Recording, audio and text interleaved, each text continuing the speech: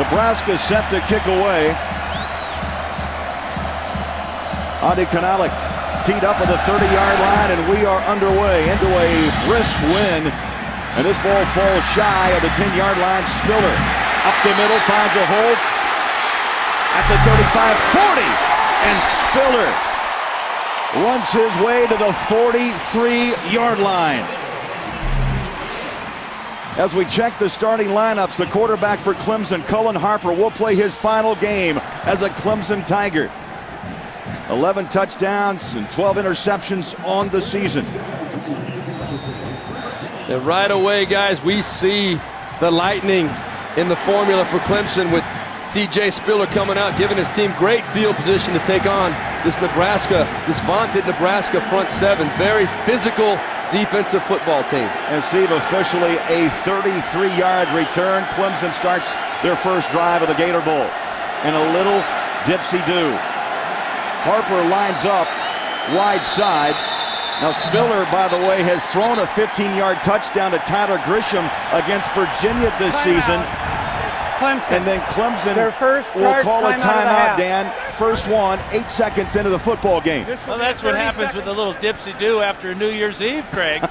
You get a little confused even when you're trying to confuse your opponent. Let's check out the starting lineups presented by Konica Minolta. Offensive line, it's a big story, hit hard by injuries. The center, Bobby Hutchinson, was a student assistant when the season started, came out of retirement to help out. And Aaron Kelly and Jacoby Ford are threats on the outside. Kelly has the height at 6'5", and Ford has the breakaway speed. Dan, you mentioned the layoff before this bowl game. Coach Dabo Swinney got to be frustrated. He spent his whole bowl preparation probably setting up that first play, and to have to waste a timeout to open the game up, that shows what that long layoff can do to you. Now they're going to switch it again. They talked about it. Let's go for it.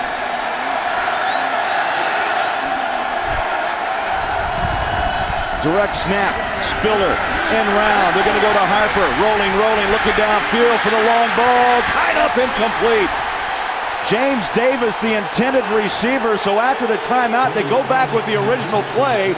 It'll be 2nd down and 10. As we check out Nebraska, the Huskers up front defensively. Allen Steinkühler, Sue, and Potter. They've totaled 16.5 sacks. How about the linebackers? Well, they've suffered some injuries, but senior Tyler Wortman plays on. And the secondary is led by strong safety Larry Asante with 64 tackles on the season. 2nd down 10 from the shotgun. Harper rolls out, Chase down to the pocket and throws incomplete into the Clemson bench. And you saw the pressure from that defensive line. 23.5 of their 30 sacks this year have come from the defensive line of Nebraska. And twice now they have forced incomplete passes. You can see the pressure right up the middle. And I think that maybe Harper ran out of this pocket a little too soon, don't you, Steve? I agree 100%. There was no reason for him to scoot out to his right. All he did was run into more pressure. He could have stepped up and given his receivers a little bit more time to get open up the field. We'll see Harper in shotgun most of the afternoon. 3rd down and 10. First minute here in the opening quarter in the Gator Bowl. Again, flush out of the pocket, throws over the middle. It's caught. Jacoby Ford breaks away and is popped at midfield, short of the first down. A pickup of 7 and a tough 7 yards for Ford. There's Bo Pelini, head coach of Nebraska, the rookie head coach, longtime defensive coordinator, once at Nebraska, Oklahoma, made a stop, a very successful stop at LSU. And you talk about improvement made measurably this year. The defense for Nebraska under his guidance this year has improved in almost every single defensive category significantly. That's the effect. That's the Bo Pelini factor for sure. And a little confusion on the Nebraska side of the ball. They call timeout. So that evens up in a big hurry here in the first quarter. Dan, does that go with the 4-week, 5-week layoff? I think it does, but also a little bit of uncertainty as far as what you're going to see. You know, Clemson comes out with a trick play on their first play of the game, although I'm not so sure I would have called it after having called a timeout and shown Nebraska's defense that you're lining up in a different formation. They obviously were ready for the end-around pass. But now Nebraska thinking, well, hey, we've got to be careful. Clemson may use another trick play here. It's 4th and very short, and they do have a decided advantage as far as speed is concerned in this ball game. I think also, Craig, what comes into play here is the emotional, the build-up to this game. So much emotion, so much attention paid to it. Guys get a little bit excited. They maybe lose their focus a little bit. Kind of distracts them, and always smart to call a timeout if you're not sure. So back to punt, Jimmy Mainers, averaging just under 41 yards a kick. And back to receive is Swift at his own 10-yard line. Good kick, wind behind him. Swift's going to let this ball bounce into the end zone. Touchback at the 20-yard line. A 50-yard kick. A 50-yard kick. As we bring out Nebraska's quarterback, Joe Gans, the senior from Palos Heights, Illinois. And look at the career numbers. Nearly 5,000 yards passing, 42 touchdowns, and 17 interceptions. This season alone, 3,300 yards and 23 scores. And one real telling thing about this West Coast passing offense of Nebraska, 18 different receivers have caught a pass this year, including Namakansu, the defensive tackle. Another great point, too. 30 points or more in 15 of their last 17 games. They score a lot of points. Option. And Clemson prepared. A loss of 2. Daquan Bowers the tackle. And Nebraska anchored by the right guard, Matt Slauson. Slauson makes his 35th career start today. We talk about Swift and Peterson. They catch a lot of footballs from Gans. Swift owns 21 career touchdowns. Second down and 13.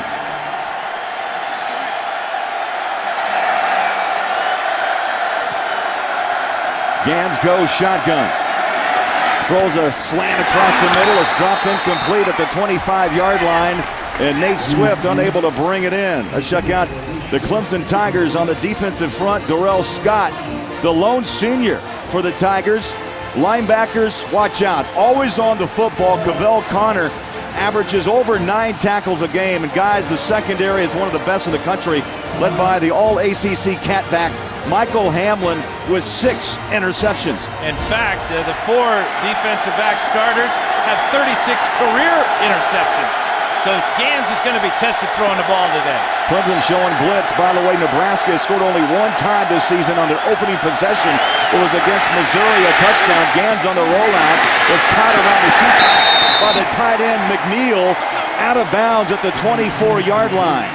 Well, this is a very fast, very experienced Clemson defense, and I'm really excited about this matchup all day long. You do not see Nebraska going 3 and out very often at all. Right away, this Clemson defense, very disciplined, very well coached. They come out playing with confidence, and they force Nebraska to punt on their first drive. Well, Dan Tetchner is in to punt away, averaging just under 40 yards a kick, and he will be punting into a brisk wind of about 20 miles an hour. And C.J. Spiller is set to return. Good snap, line drive, boot on the way. Drives Spiller back inside his own 35-yard line, stops and goes. At the 30, pops to the 35, 40. Oh, a terrific return through Nebraska's coverage to the 41. A 43-yard kick and an 8-yard return. We're coming back to the Gator Bowl next on CBS. My name's Joe Gans, I'm quarterback for the University of Nebraska. My New Year's resolution is to not put too much trust in the Chicago Cubs and thinking they're going to win the World Series. Happy holidays, Husker Nation. Fantastic finishes in the last 2 Gator Bowls 2 years ago. Calvin Johnson, 186 yards, 2 touchdowns. Georgia Tech led by as many as 18, but West Virginia's Pat White rallied the Mountaineers with the go-ahead touchdown, 38-35 the final. Last year, Virginia led by 14 in the 4th, but Michael Crabtree, Graham Harrell rallied Texas Tech. Then Alex Tralika nailed a 41-yard game winner with 2 seconds left.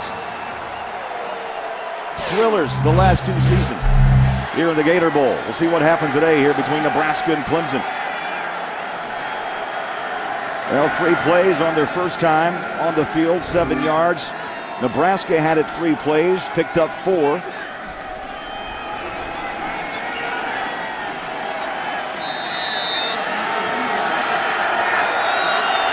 Clemson starts their second drive at the 41-yard line. Chad Deal, the fullback, goes in motion. Up the middle goes Davis.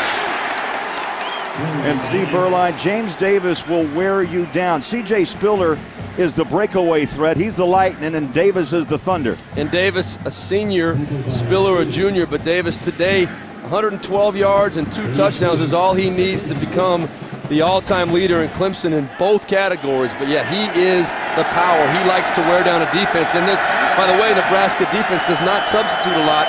That's an area Coach Dabo Swinney really wants to take advantage of. 4 wide receiver set, 3 set to the near side. Again, they hand off to Davis. It's a fumble on the ground, but recovered at the 40-yard line. Looked like Ty Steinkühler got the first pop on Davis, and they don't fumble very often. In fact, Dan, can you believe that?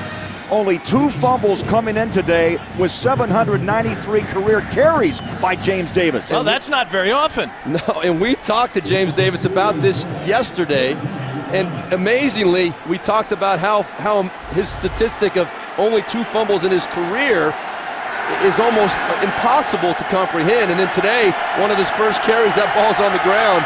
We tried to knock on wood not to jinx him, but fortunately, his own teammate recovered the ball. Yeah, Mason Cloy covered up in the pocket, fires a dart, incomplete. Harper was going for Aaron Kelly, a big target at 6'5", the senior out of Marietta, Georgia. So again, Clemson will punt the ball away for the second time. And they will waste an outstanding field position for the second time. 6 plays that they've run from near midfield and not been able to get anything out of it except a couple of punts. And one of the things on that last play, Dan, Colin Harper does not look real comfortable to me in there. He kind of made his mind up to go up the field, I think. He had James Davis underneath coverage, pretty much wide open, could have easily picked up the first down. Maynard's first punt went 50 yards, good high hanger, and taken and then dropped. Nate Swift, oh, he took a chance. Held on at the 17, a 42-yard kick, no return. We'll be back to Jacksonville after this.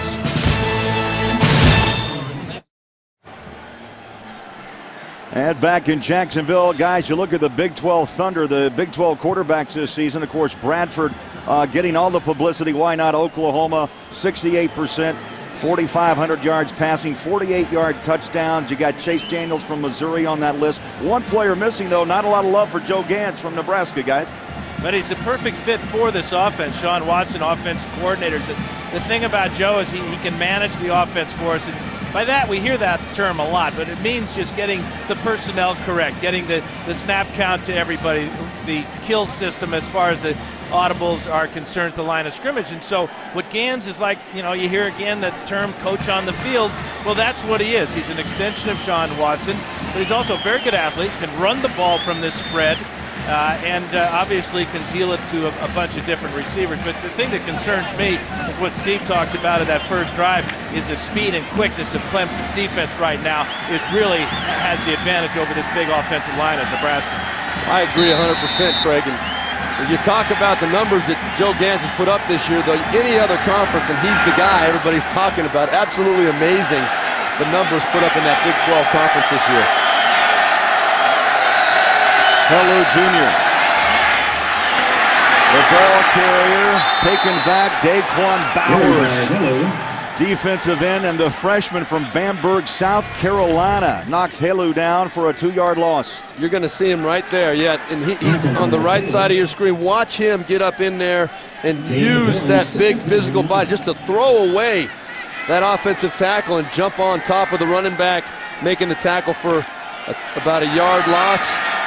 19 years old is Daquan Bowers. And speaking of running backs, he was a running back in high school, 1,200 yards last year as a senior. And on the defensive side, 37 sacks.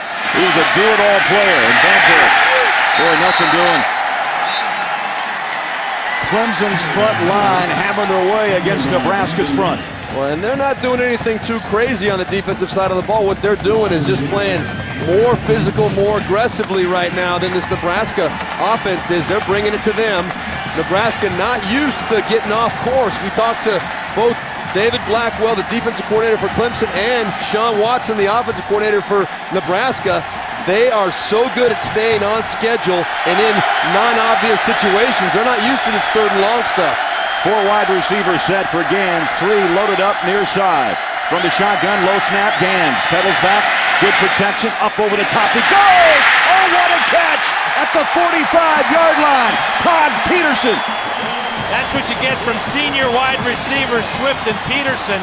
Peterson used every bit of his 6'4" reach to get up and get this one right down the middle, Steve, and gets that cover 2. You're right, then. Watch right here. Safety coming over the top. That's Chris Clemons.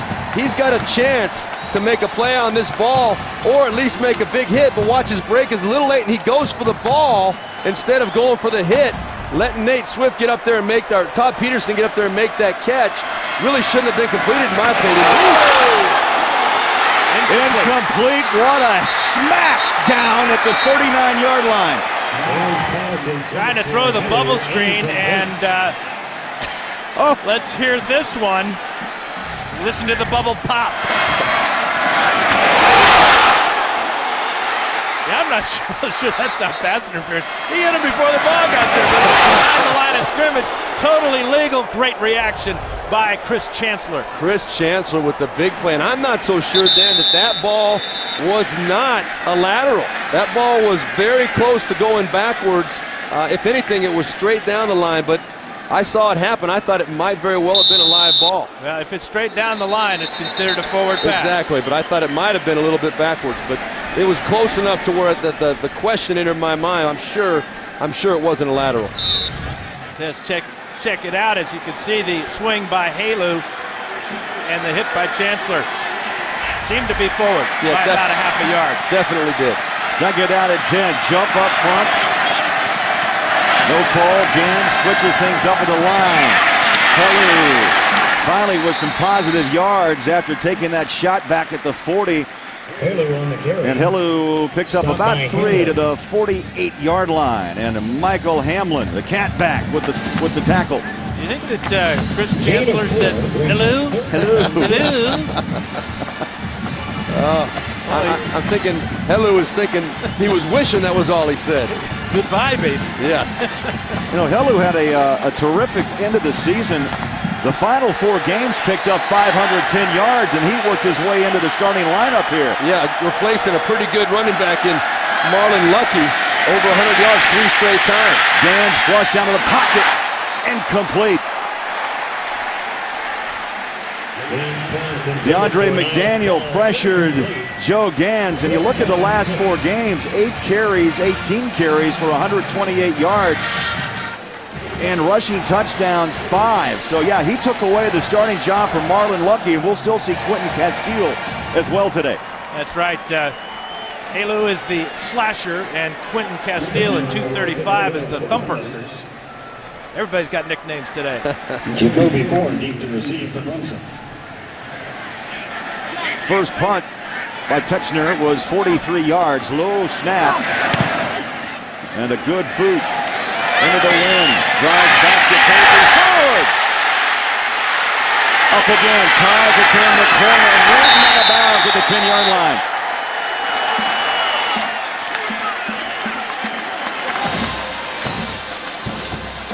Well, after a bit of a shaky start, we're seeing some hitting.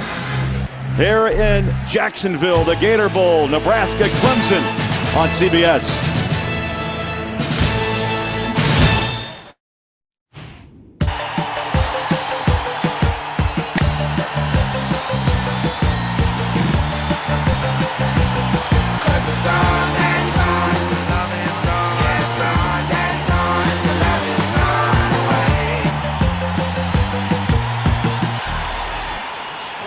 Welcome back. Fun week here in Jacksonville. The Gator Bowl scoreless between Nebraska and Clemson. The Big 12 against the ACC.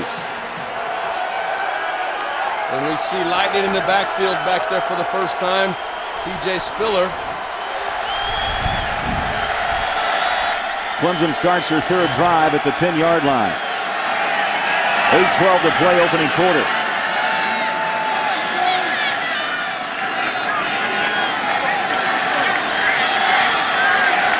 Now we're set to play. Spiller, the junior from Lake Butler, Florida. Just down the road from Jacksonville. Setting up, down he goes, Harper. at the 1-yard line, and Ty Steinkuhler rumbles in for the sack. Second big play for Steinkuhler. He forced a fumble last possession, but number 43, battling against Thomas Austin, left guard, just takes the inside away from Austin and almost comes up with a safety. And that's not a slouch he's beaten right there. That's Thomas Austin, as you said, Dan, 3 times ACC Offensive Lineman of the Week. That shows you how good Mr. Steinkuhler is up front. 13, very close to being a safety there, Craig. Let's see, 13 sacks a year ago by Nebraska. That was number 31. Clemson trying to run out of the end zone. C.J. Spiller, maybe a yard or 2 to the 3, the 4-yard line, and Steinkuhler is there for the stop. He's starting to look a little bit like his daddy, isn't he, with plays back-to-back? That is the name that so many Nebraska people can remember so clearly from the Fumblerooski way back when. And that's him. That is probably, if we look and check the record book, that's his only carry of his career. Dean Steinkuhler in the 1984 Orange Bowl. That went for a touchdown. And maybe the most famous, the Fumblerooski Orange Bowl. 6:48 clock running. 3rd down and 17. Quick hitter across the middle. The slant. Ford breaks it. Watch out. 30 at the 40. And Jacoby Ford with that terrific breakaway speed gives Clemson plenty of breathing room. And you could almost sense that he was going to run right through that tackle at the end. You're going to see Jacoby Ford right here, going to come through, just run a slant. That ball's going to hit him right on the money. Cullen Harper doing a good job seeing the blitz, getting rid of the ball. And Jacoby Ford, by the way, you talk about lightning. This guy's a world-class sprinter. When he gets that ball in his hands with open field, it will scare the heck out of you if you're a Nebraska defensive player. Ford's 60-meter time is 6.52. Ball is tipped and dropped and nearly picked off by Nebraska. Xavier Dye with the drop pass that time, but you know, a missed tackle by Ricky Tenarce on that slant route, or it's a they're bringing out the punt team.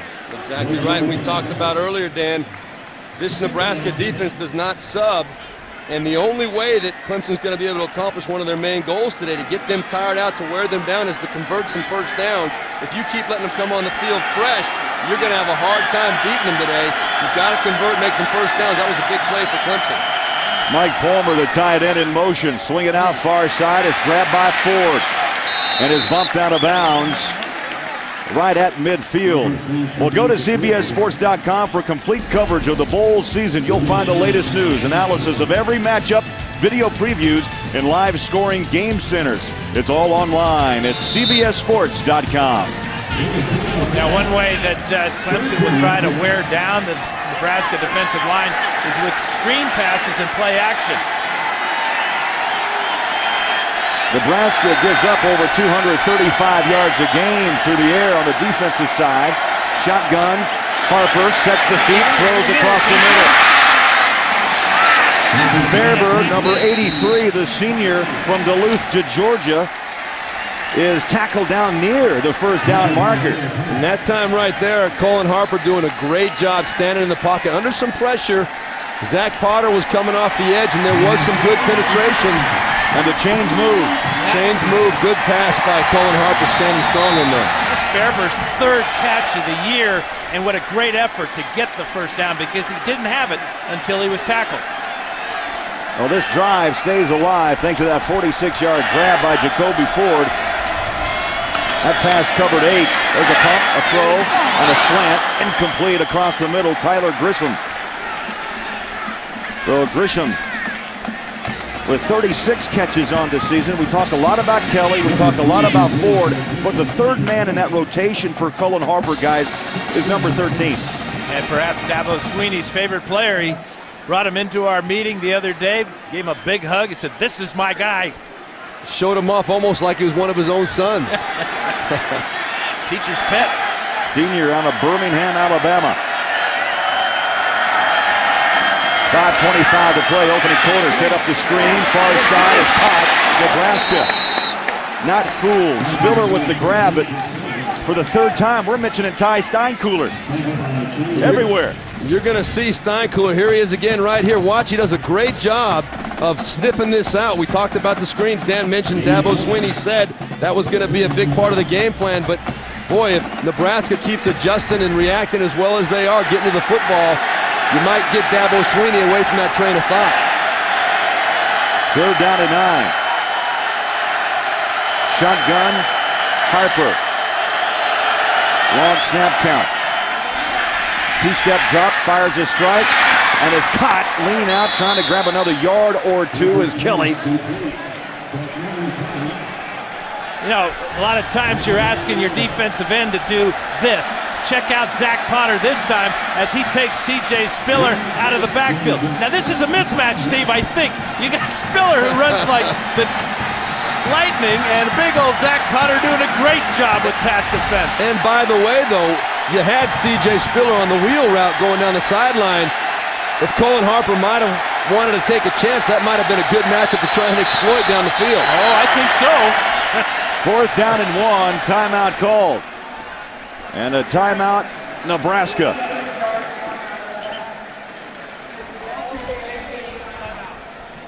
Clemson 7 of 18 on 4th downs this season. Well, Sunday, the NFL on CBS puts on the AFC wildcard game. Ray Lewis and the Ravens battling Chad Pennington and the Dolphins. It all begins with a special playoff edition of the NFL Today. And more people watch the NFL on CBS than any other network. Dan, Steve, we break it down for you. Of course, Miami, one of the big stories. What a comeback turnaround by the Dolphins. Will be at home against Baltimore, the Colts, and the Chargers. And the lowest seed then goes on to play Tennessee, and the highest seed moves on to play the 2nd seed, the Pittsburgh Steelers. You know, it's not how you start, it's how you finish. And right now, Miami and San Diego look pretty tough. Well, but, you know, I read somewhere in the paper today or on the internet that all 4 of the road teams in this weekend's game are favored. So that, in the NFL, you know, a little bit of parity, but that is very unusual. But it's playing hot at the end of the year, as a lot of those teams are. I don't know which one of those teams scares me the most. They're all pretty scary the way they're playing right now. San Diego riding the winning streak, but nobody's hotter than the Indianapolis Colts. That's going to be a great football game. But then on the other side, Baltimore-Miami, a rematch earlier in the season, the game that I covered where Baltimore really took it to Miami pretty strongly. But Miami's a different team now. They are a different team, but I'll tell you what, going up against that Baltimore Ravens defense, they are so good. I'd have a hard time picking anybody over them right now. And Ray Lewis really has not lost a step. I mean, this guy's been around forever, but still with the intensity he brings, that should be a dandy football game. Continues to amaze. Number 52 for Baltimore. Keeps on doing it year after year. 10th play of this drive, 4th and 1. 4:06 to play. They put Deal now right behind Harper. Palmer in motion at tight end. They're going to go with the legs of James Davis. Didn't get it. And short. They'll mark him at the 31-yard line. Needed to get to about the 30.5. Yep, and you're going with thunder. That's exactly what everybody in the stadium knew Dabo Swinney would probably do. A lot of confidence in his offensive line, going right behind Thomas Austin, that left guard, against Mr. Ty Steinkuhler again, right over the top, and it looks like Nebraska may have won that battle as well. It was interesting. One of the lines judges came from the far side of the field, and they marked it a little bit different than the referee on the near side of the field. Dabo Swinney not happy about the mark he got, and we'll see why. Well, if you could read lips, you could say, "Are you kidding me?" And he's going to be short by a football. Nebraska ball. Nebraska holds. They will take over at the 31-yard line. So again, Clemson can't take advantage of field position after the 46-yarder to Ford out to midfield. Their offense sputters and dies on 4th down.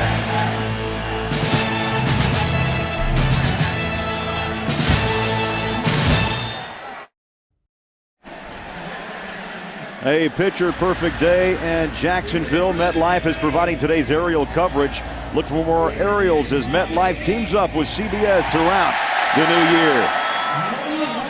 And CBS will bring you a new game show that asks people to pump themselves. How far are they willing to go? Game show in my head. It premieres Saturday on CBS, America's most watched network.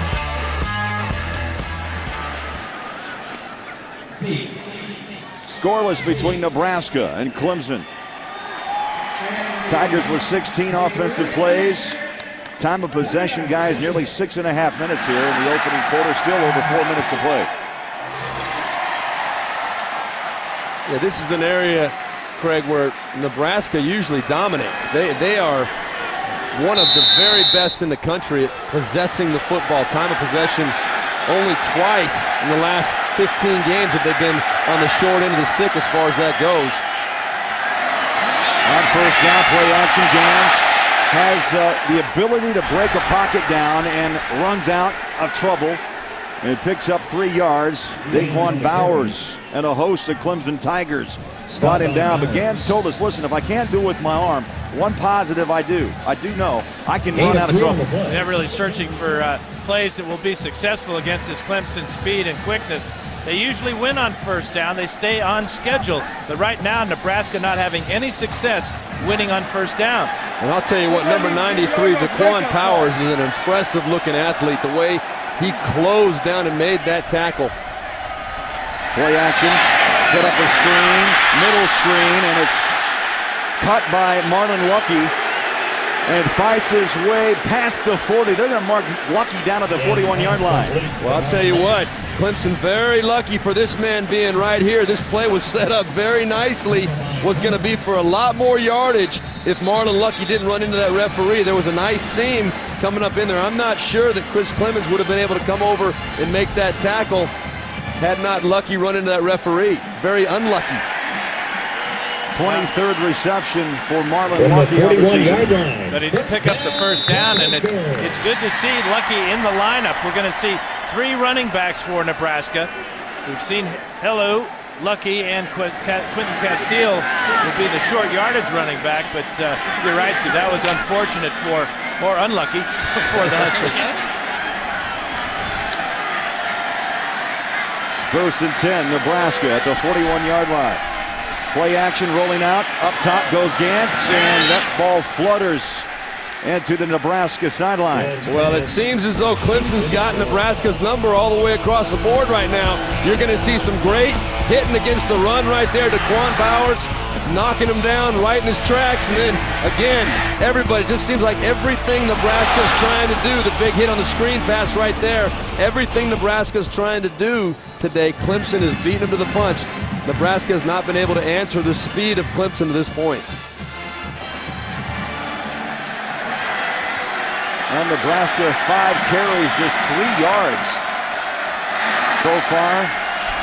Rolling out Gans, pressure from the backside. Gans steps up, fires, incomplete. And that was Niles Paul, the intended receiver. And again, pressure, Darrell Scott from his nose guard spot. And the big number 97 carrying those 310 pounds. Pretty fleet-footed big fella. Yeah, it looks like the Nebraska offensive line's pitching a no-hitter so far, but this is why. This is an outstanding defense. David Blackwell and Ron West, the interim co-defensive coordinators, have got to be very pleased with the way their unit's playing in this first quarter. They've just dominated. I know I'm very impressed. You're talking about a Nebraska offense that no one has really been able to find a solution to stop all year long. So timeout on the field. Well, we wish you a very happy new year from all of us at CBS Sports, America's most watched network. 2009. And it came in with a bang here in Jacksonville, Dan. Last night, what a fireworks show at the strike of 12. Yeah, I really appreciate it. I didn't hear it, though. I wasn't up that late. I know you were. Oh, yeah. You were out there with the revelers and having a great time. How could you not hear that? You could almost throw a football. You probably still could. Far enough to hit where they were shooting those fireworks off from our hotel. Yeah, it sounded like the war zone there for a while, that's for sure. Beautiful scene at the Jacksonville landing last night. Nebraska breaks the huddle, 2:21. And the Huskers surprisingly using all 3 timeouts here in the opening quarter. That's not what Bo Pelini had in mind, I guarantee you that, to burn all 3 of his timeouts in the first quarter. 3rd down and 10, Huskers. at their own 41-yard line. Shotgun, Joe Gans. Pedals back, sets up the screen. Caught, Lucky. Stiff arms his way around the corner and is bumped out of bounds at about the 43. And again, Clemson, led by Daquan Bowers, pressuring the quarterback. And Clemens, a free safety with the tackle on Lucky. Yeah, a real good scheme that time. A four-man rush. They went with 6 defensive backs and then added a linebacker to the pass pressure. And again, Gans forced to throw on the run, and now has just completed 3 of 9 here in the first quarter. An amazing closing speed for this Clemson defense. When they see the ball in the air, they close the gap. Split second. It's impressive to watch. Ditzner, another fine kick into the wind. Spiller at the 19. Spiller stops and goes. Stops and goes again at the 20. In trouble. Breaks the tackle. Trying to turn the big corner at the 25. To the 30. To the 40. Spiller. 45. Spiller at the 50. Can you believe that return? Steve, you called him lightning. That was like a lightning bolt, all jagged. Great desire, pinned against the sidelines. How many does he make miss? There's 2. That's a swipe across the forehead. That's 3. Now on the near sideline, makes 4 and 5 miss. Cuts back to the middle of the field here, and he's not satisfied. He made the whole team miss. There were 2 or 3 guys that missed 2 or 3 tackles on that play. And if I hadn't seen him do that repeatedly during the course of the season, I would have been surprised, but not surprised. And his teammates, they know what he's capable of. They keep flying around trying to make blocks for him. 38-yard punt and a 33-yard return. Right up the middle goes Davis, so they come back with thunder. Well, Red Lobster presents today's Scholar Athlete, and it happens to be C.J. Spiller, Sociology, Dean's List this semester, a career GPA of over 3.0, and Red Lobster's commitment to the investment of our future is shown today by donating $1,000 to Clemson's General Scholarship Fund. And he's got a 4.0 on punt returns here in the first quarter. He sure does. A minute to play, opening quarter. No score, but back and forth we go. This time Nebraska wraps up Davis, and it's the weak side linebacker Blake Lawrence with the tackle. Davis, by the way, a big happy birthday. 23rd birthday for James Davis. Well, we all know what he wants for his birthday, a nice Gator Bowl win to end this career. But what he also mentioned would be nice would be to get, about 112 yards and 2 touchdowns. He said that'd be a nice little bonus package. 3rd down and short. Davis alone back. There's pressure, and it looked like Steinkuhler made contact with Bobby Hutchinson, the center. We'll hear Jack Wood. Offside. Defense number 43. 5-yard penalty results in a first down. Steve, this is a Pac-10 crew, and Steinkuhler, that's the first penalty whistle today on either side. Yeah, that happens oftentimes when there's a guy in motion. Those defensive linemen see movement out of their corner of their eye, and Steinkuhler trying to get a jump on the center, Hutchinson. It's flagged for it. Well, Dan, you know so well that first step, that initial reaction is where a play is either won or lost as far as the physical battle up front. Steinkuhler very quick and explosive off the ball, a little too early that time. Clemson spreads the offense, handoff Davis, breaks the tackle to the 23-yard line. That ends the quarter, and Clemson is on the move. Scoreless after 1. We'll return to Jacksonville after this message and a word from your local station. You're watching the Conica Minolta Gator Bowl only on CBS.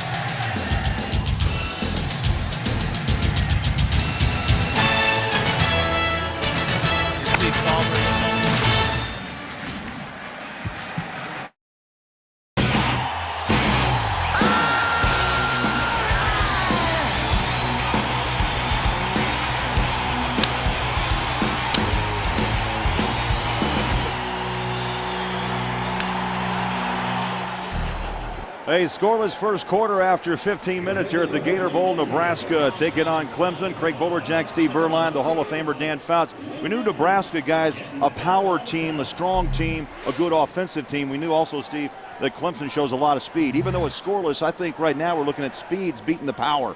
Yeah, we think about the Big 12 and the power of Nebraska, the big offensive line and defensive line.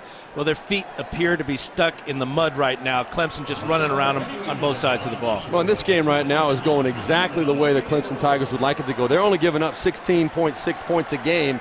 This is a team that really relies on their defense, their speed, and they seem to be a step ahead of the game, both sides of the ball right now, putting together a great drive offensively. If you're liking Clemson, you're feeling pretty good right now. You look at total yards in that opening quarter, 85 yards of total offense for the Tigers, only 46 for Nebraska. Spiller takes it right at the heart of Nebraska. Well, that's 2 straight runs right at the heart of Nebraska, and 2 of them have gone for 9 and 10 yards. First it was Davis, this time it's Spiller, so they're feeling pretty good up front about Clemson's ability to pound the ball straight at this Nebraska defense. And this is an area where you'd think that Nebraska would have the advantage with that tough front seven. We see the red zone numbers right there. Clemson, not a very successful team in general as far as coming away with touchdowns. Only about 58% of the time they come away with touchdowns. 1st and 10 at the 12-yard line of Nebraska. Harper on the pitch. Bouncing outside, Spiller, and is taken down after a pickup of 1. There's a flag, late flag on the far side. That's a horse collar tackle, and so it'll be half the distance against Nebraska. But you can hardly blame Murillo for the tackle. If he doesn't make it, it's a touchdown. Defense number 6, horse collar tackle. Penalty will be half the distance to the goal, automatic first down. Well, you're going to see Armando Murillo come in from the side, and Dan, you're right. If you don't watch out with C.J. Spiller, if he gets to that edge, it is a touchdown. Murillo doing the only thing he could do, and probably when you ask the coach, they probably say, you know what, we'd rather take the penalty than give up the touchdown for sure. Fortunately, C.J. Spiller did not get hurt. That's the reason for the penalty, is the fact that the running back or the person with the football goes down in such an awkward position. That's why they've got to call that penalty. Clemson with a 1st and goal at the 5-yard line of Nebraska. Under center goes Harper. Dylan Davis in the backfield, and they give the ball to Davis. Pushes his way to the 4. And Colton Kohler, the middle linebacker, junior out of Harvard, Nebraska. There he is, number 54 with the tackle. Yeah, Harvard, Nebraska, a small town, less than 1,000 people in Nebraska. And when he first came to the team, defensive coordinator Carl Pelini said, "You transferred in from Harvard?" No, Coach, I'm from Harvard, Nebraska. Well, the reason Bo Pelini asked him, too, he did not seem to be picking up one of the concepts, and he said, "Are you sure you're from Harvard?" No, Harvard, Nebraska, not that Harvard. Davis goes in motion, sets up top of your screen. 2nd down goal. Harper pumps, looks, chased out of the pocket. In trouble, tries to turn the corner. Little push pass, and it's incomplete. Well, he's lucky that little push pass wasn't picked off by Anthony West. But again, it's finally, after really good pass protection for Harper, the Cornhuskers get after him and chase him to the left side of the field. Makes it a very difficult throw and a real gamble here. You're right, Dan, and that ball very easily could have been tapped back into the field of play as well, and someone else coming that way pursuing might have been able to catch that football and in the drive, a very promising drive for the Clemson Tiger offense. 8th play of this drive, 3rd down and goal, just inside the 5-yard line from the shotgun. Harper steps up, flags are down. False start on Landon Walker. Down goes Harper, but yeah, multiple flags are down. Interesting formation that time. Did you notice that both Davis and Spiller were in the backfield with Harper? We'll get the call now from Jack Wood, the referee. This crew out of the Pac-10. Prior to the snap, false start. Offensive left tackle. 5-yard penalty. Down remains 3. Please reset the clock to 13:08. Thank you. Well, actually, that's probably a good thing for Clemson. The fact that Colin Harper got sacked on that play, they get another shot at it. You see what Nebraska's done this year in the red zone. Kind of an average number for a defense. They'd like to keep that number down in the low 50s to be considered pretty solid in the red zone. Well, 3rd down and goal. The penalty pushes Clemson back just inside the 10-yard line. Shotgun, Harper takes the snap. 2-step drop, throws a dart far sideline. It's caught. Kelly pushes his way to the 2-yard line. Kelly, I'll tell you, what a big target, Dan. 6'5", 190. And 61 receptions on the season for Aaron Kelly. But did you notice how Murillo was playing off Kelly, knowing that at 6'5", that the fade is a good route to run down here, but very difficult to run against a cornerback who's 6 yards off. That's why they threw the hitch in front of him, and a solid tackle by Murillo kept Kelly out of the end zone. And you know what? That's exactly what Murillo was supposed to do. Give up that short pass, come up and make the tackle. They had a blitz coming. Great open field tackle by Murillo. And Mark Buchholz. Blocked! The 20-yard attempt is knocked down. Nabakin Sue, the young man from Portland, Oregon, born in the Cameroon. The best player on this Nebraska defense comes up with a huge play to deny Clemson a field goal. Well, I'm not so sure that Buchholz, it seemed like that ball came out kind of low to me. I don't know. You know, you're right, Steve, because it looked like Sue might have blocked it with his elbow and not his hand. Number 93 getting up in the air. Well, he's 6'4", but this is a weird-looking kick. Look at the follow-through, too. That he barely even followed through after he hit the ball. That ball never got up the way it's supposed to be. And Pelini, of course, and his staff, his team, very excited. Well, maybe Bo Pelini not too excited, but Nebraska excited.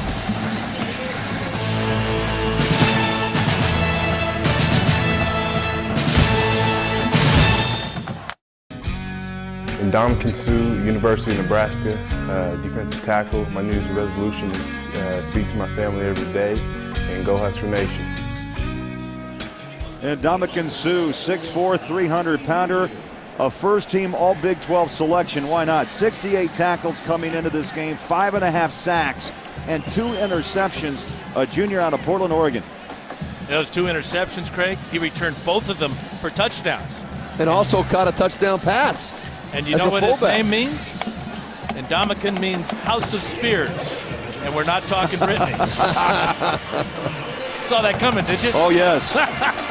Did I telegraph another one? I never saw it coming. I should have seen it coming, then. I didn't see it. 12:22 to play in the opening half. The 64th Gator Bowl here in Jacksonville, matching Nebraska and Clemson. The Cornhuskers at the 20-yard line. And from the shotgun is Gans. Hellu trying to bounce outside and is dropped for about a 2-yard loss at the 18-yard line. Butler, the cornerback, with the tackle. They're just not going to make anything going wide, especially if the play is designed to go inside. The speed and quickness and pursuit of Clemson right now just overpowering. You know, you look at this matchup, Clemson is ranked 15th in the country in total defense, under 295 yards they give up per game to their opponent. Then you look at the offensive stats of Nebraska, they rank 12th in the country in total offense at nearly 460 yards a game. That's the beauty of this matchup, and it really is a testament to how well David Blackwell has prepared this team, this whole Clemson staff. Gans runs out of the pocket, tucks, and falls to the 23-yard line. And you pick up 3. Gans tackled by Chavis and Alexander. Well, look at this Nebraska offense, what they've done the last 4 games. I mean, they're used to scoring. Look at that right there, 42 points a game. They've really had it clicking lately, well over 200 yards rushing. We know they can throw the football, but that last play right there, Dan, I was watching, we had the great view. Not one receiver was even close to being open. One of the best secondaries in the country. The Clemson Tigers, 18 interceptions on the season. That's 9th best. On the shotgun is Gans. Incomplete at the 31-yard line. Peterson, the intended receiver. Well, you saw me circle Peterson before the snap there. That was because one of the big fears that David Blackwell, the defensive coordinator for Clemson, one of the co-defensive coordinators, told us in our meeting was when Nebraska goes to that 3-by-1 set, 3 receivers to one side, you got a single receiver backside. They like to go to that backside receiver, which they did right there. Todd Peterson would like to have another shot at that ball. He should have caught it. Titchener on the field for his 4th punt of the day, averaging just over 40 yards a boot. And Jacoby Ford settling down at the 40-yard line. Wind behind his back. That's a line drive shot. Ford at the 39. Ford at the 50, breaks the tackle and leans out to the 42-yard line. And again, Clemson guys setting themselves up in fine field position.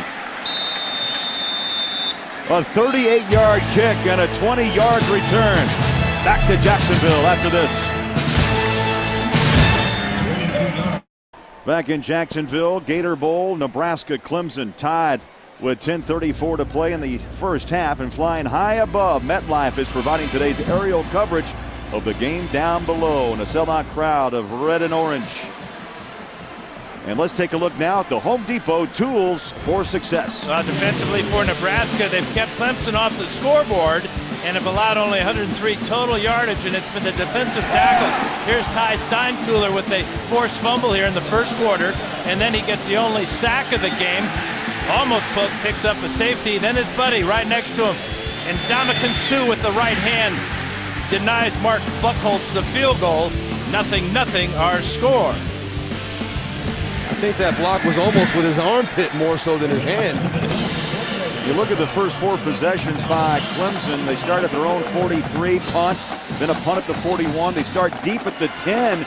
They break out 58 yards, but gave it up on downs. And then that last possession ended with that blocked field goal. Well, and again, right now, starting at the Nebraska 41, with the exception of the one drive that started at the 10, Clemson's had a tremendous edge with field position all day. Harper steps up in the pocket, slings it out. Oh, through the hands, Jacoby Ford. You know who was covering Jacoby Ford? The closest Husker to him was Ty Steinkuhler. Again, very creative defense by Carl Pelini. 2nd down, 10. The defensive coordinator for the Black Shirts. Fortunately, Steinkuhler was wedged between Colin Harper, and he couldn't get that nice, easy, clean throw. His touch was not very good throwing on the move there. That's what made that ball hard to catch for Jacoby Ford. 2 wide receivers, top of your screen. Handed off, spinning. Davis, senior out of Atlanta, hit by Anthony West. Well, James Davis came in, 11 touchdowns on the season, and Dan and Steve, I tell you, a good carry per average and nearly 5 yards every time he touches the football. And he will wear you down. That is what he does best. This guy is a brute. Anybody that's played against Clemson the last several years, they know this guy is going north and south. When you ask him to describe his running style, that's what he says. Hey, I go north and south, baby. That's it. Harper dancing, chased, and then throws a wobbler into the Nebraska bench. But again, you know, he's reverting back to what he did to start the game, Steve. Not hanging in the pocket, finding a receiver. I mean, that was just a 4-man rush. It wasn't a lot of pressure from Nebraska. And Harper running out of the pocket, being chased by Suh, had to throw it away. Well, Dan, you and I both pocket passers in our prime. We like to sit in that pocket, and you see the protection Colin Harper's getting, and you wonder why he keeps escaping out to that right side into pressure. It's not helping him. If he stands in that pocket with no pressure, one of those receivers is going to come open. Now the pocket's where all the money is, isn't it? That's it. Exactly right. High snap and a bad kick. Maynard's off the side of its foot, but he's getting a big Clemson bounce inside the 15, still rolling down to the 12-yard line.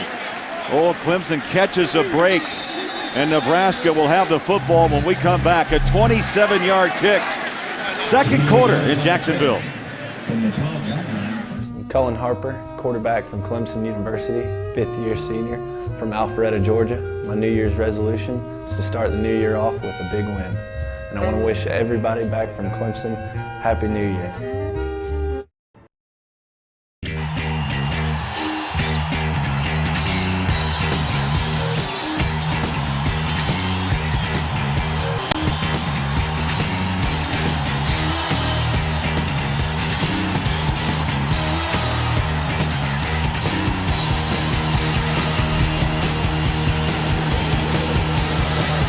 9:28 to play, second quarter. Scoreless between Nebraska and Clemson. And speaking of Nebraska, we talked about Clemson's first 4 possessions. 20-yard line, 18 at the 32 at their own 20. And Dan, Steve, this drive will start at their own 12-yard line. 4 straight punts. Can Nebraska's offense find the end zone? Yeah, the big thing about their offense is they like to stay on schedule. You can get a couple, 5-6 yards on first down and stay ahead of the chains, and then convert on third down. But so far, third down's just 1 out of 5 after completing nearly 50% of third downs on the season. Well, all things considered, though, if I'm Bo Pelini, with the field position edge that Clemson has had, to be stuck in a 0-0 game, you consider yourself pretty darn fortunate. On first down, Gantz throws across the middle and leaning out for those extra yards to the 24. That catch is pulled down. Big number 18, Menelik Holton. He is a big guy. Looked like a tight end at first. He's 6'4", 220, lined up in the near slot and did a great job of catching a short pass and using that size to pick up the first down. A huge first down for the Huskers.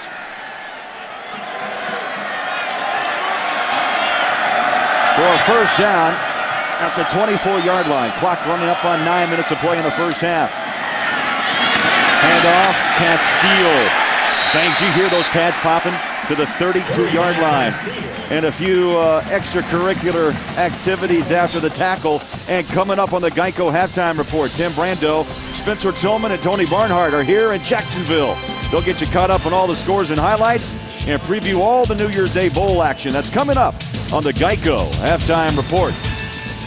That was Castile's first carry of the day for 8 yards, and I was wondering when we would see him because Hellu and Lucky not getting it done, but you bring in a bigger back in number 19, and he picks up 8 easily. Yeah, goes 6'1", 235, Lucky 215, and Hellu 215. That ball is thrown away into the Clemson bench, incomplete. Really smart play by Gans as he got immediate pressure from Kevin Alexander. Smart play by Gans to toss it away, but really good game planning by Clemson, knowing that the read option play fake from Gans was coming to the near side. I'm really impressed with the discipline of this Clemson defense. There has not been one time today, and we see the films going in this game. Gans gets to the edge a lot on that read zone fake, coming out with the pass. He's not even had a chance to find anybody down the field today yet. Gans just 5 of 12 for 55 yards passing. Shotgun on third down and short. Fires a strike, incomplete, and through the hands of Holt. Boy, and that's what pass pressure does to a quarterback.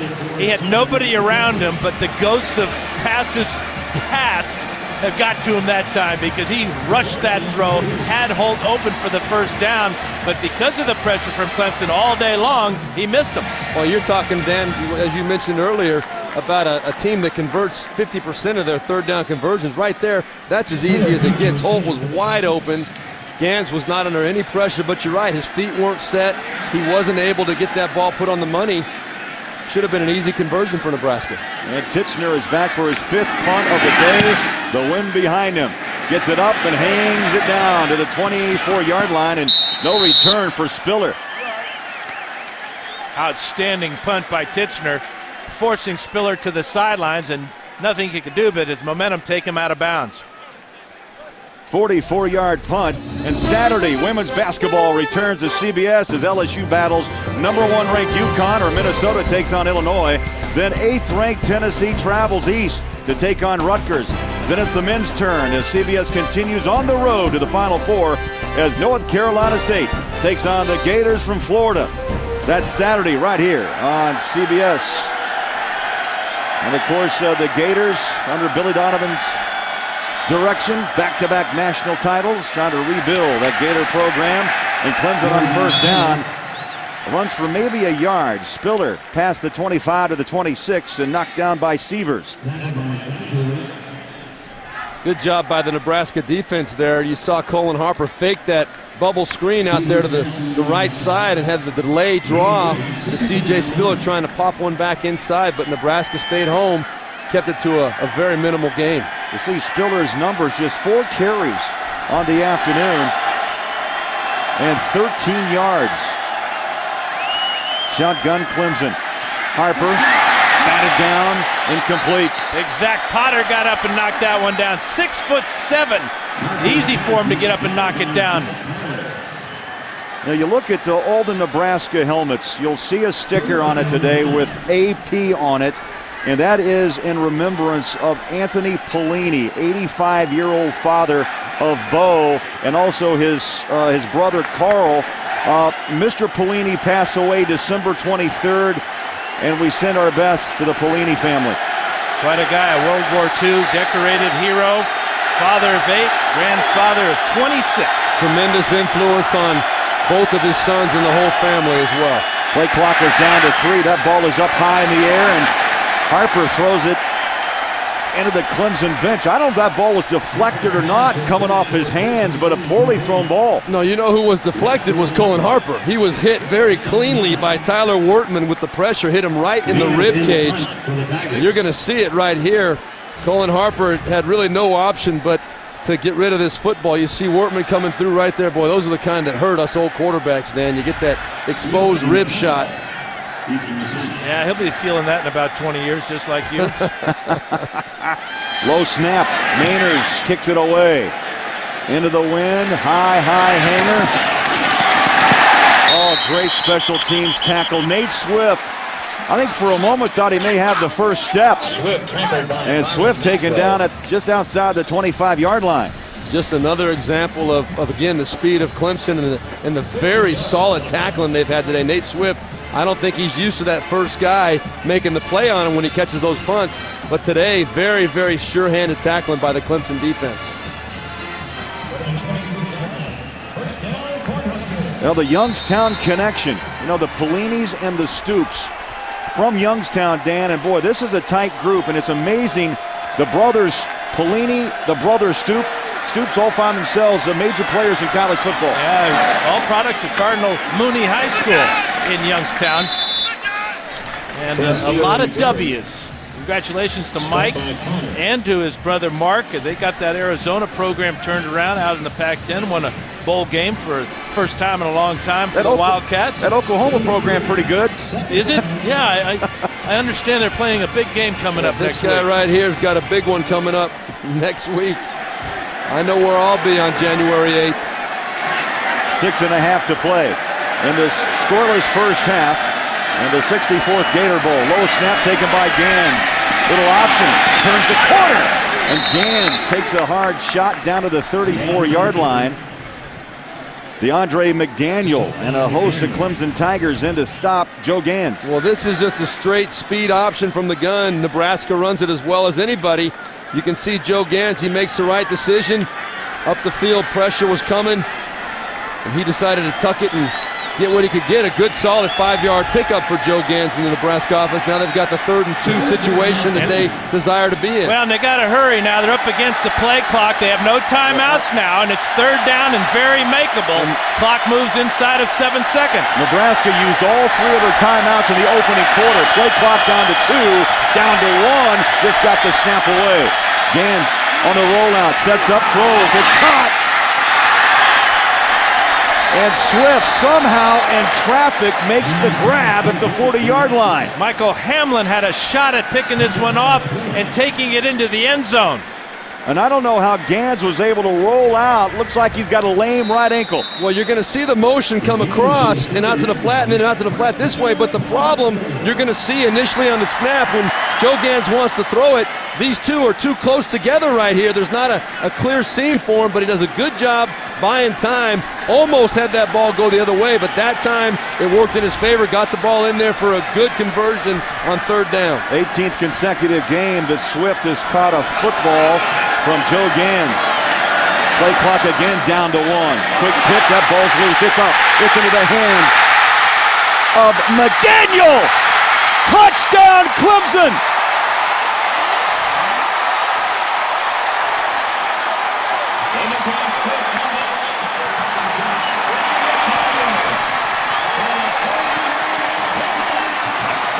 This is just another example. Right here is McDaniel. He comes up the field, makes Joe Gans pitch the ball, gets a hand on it, and then is athletic enough to pick that ball up and take it to the house. The speed of Clemson again illustrated very clearly Nebraska does not have an answer for it. McDaniel with long arms at just 6'1", but running and just daring Castile to make the tackle before he got in the end zone.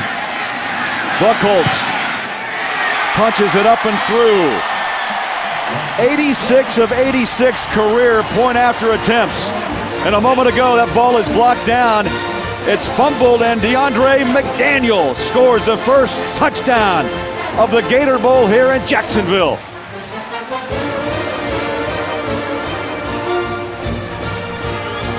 Seven 0 Clemson over Nebraska. We'll be back on CBS.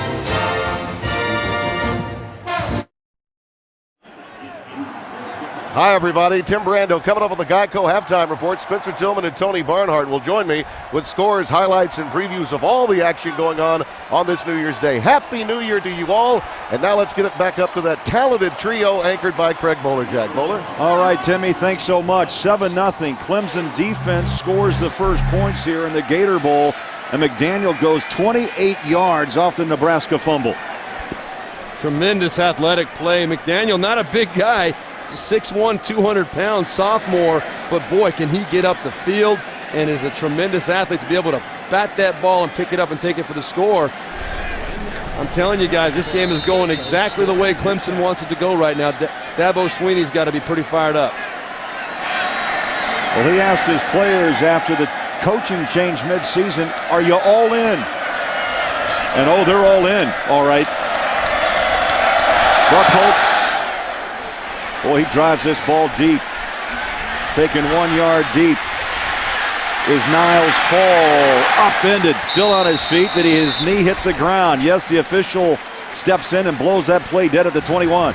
Now, McDaniel's an undersized linebacker at the top of the screen there, but he's got the speed, and that's what the whole premise of this defense is based upon, is speed. You take a smaller guy, but you use his speed and great reaction, athletic ability, and you get yourself a quick 6. And that's a great point, because really McDaniel has the size more of a free, strong safety at 6'1", 200. You put him on the edge, and boy, he can make some really disrupt the play. Swift and Peterson, the two wide receivers, top of your screen, 1st and 10, and Nebraska with the football down by 7. And they're going to stay on the ground and nothing doing. Clemson wraps up Castile. So all three backs, except for a run by Lucky. Nebraska not having any luck against Clemson's front. Well, this is the read zone. The premise is based on definitely coming down and letting the defensive end come up the field. If he bites on the run, you pull it. If he doesn't, you give the ball. But you got to win with the down block from your left tackle, left guard. That's what the whole thing is based on. The right read was made that time by Joe Gans, but the inside blocking, the double team coming down was not very successful at all. A loss of 1, 2nd down 11. Clock rolling up on 4 minutes to play in the first half. From the shotgun is Gans, looks one way, fires the other, straight across the middle, and the catch is grabbed by Paul at the 30-yard line. But boy, what a hit Gans took just after he released it. Well, what a great job of finding a guy over the middle, looking to the right side, and at the last minute, looking back over the middle, and then for all his efforts, he's going to get drilled right in the chest. But he does find Paul before he gets the collision in the backfield, and now brings up again a 3rd down and short, something that the Huskers desperately need to convert. Well, that was Daquan Bowers, the 19-year-old defensive end for Clemson. What a tremendous physical play, but not quite there quick enough to make a difference. Nebraska 2 of 7 on 3rd down conversions. They'll make that now 3 of 8 as the ball goes to Castile, and he rips off big yards to the 39. That's a power play. Pull the guard from the weak side. You get number 68 out in front. That is Keith Williams with a super block right there. Boy, he just KO'd the strong safety there. That's Chris Clemons coming up. Yeah, Chris Clemons is wishing he never met Keith Williams. I guarantee you that right there. And then finishing it off with Quentin Castile running over the top. Good, strong physical play all around. Nebraska picks up their 5th down of this first half. And the handoff again. Castile finds some running room, picks his way past midfield, and they'll mark him down at the 46-yard line. And Chris Clemons the tackle, and there's a flag down. Dan, you're right, at the 44-yard line. Yeah, and you wonder about Nebraska's offense. They get a couple of good running plays here, but this one is going to be holding against offense number 67. Their center, Jacob Hickman. Replay first down. And remember, Craig and Steve, Nebraska has no timeouts to run their hurry-up offense with, and their regular offense hasn't been very good either, especially in the running game, as that defensive line, led by the true freshman, Daquan Bowers, just dominating the Husker offensive line. Well, Castile, as we can see, the only one experiencing any success at all today of the Clemson running backs. Marlon Lucky has not had a chance to carry the ball yet, but Castile, they may have found something here going with that power game you were describing, Dan, getting that big body up in between the tackles. It seems to be fitting in pretty well right now. And Castile has had success, most of the success right here on this drive. From the shotgun again, Gans fires a strike right on the numbers of Nate Swift. And Swift over the 40 to the 42-yard line. That's really the great thing about Swift and Peterson, is they're very experienced as receivers. They're both seniors, but they give their quarterback a good target. That was really a sharp hook route by Swift, and the timing between the best friends, the receiver and the quarterback, Gans, was absolutely perfect. Well, coming in today, Swift was the all-time leading receiver as far as receptions for Nebraska with 163. He only needed 36 yards today to become the all-time yardage leader as well. He's on his way. Ball may have been deflected at the line of scrimmage. And that ball was tipped by Brandon Thompson, the freshman.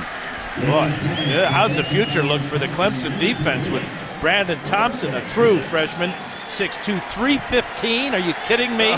We've seen what Bowers is doing. Lined up next to Bowers, 6'4", 275. I'll tell you, that's a scary left side. One's the nose guard, Bowers the defensive end, and this crowd now getting a little noisy on 3rd down and 6. A minute 42 to play. Nebraska down by 7 with the football late here in the first half.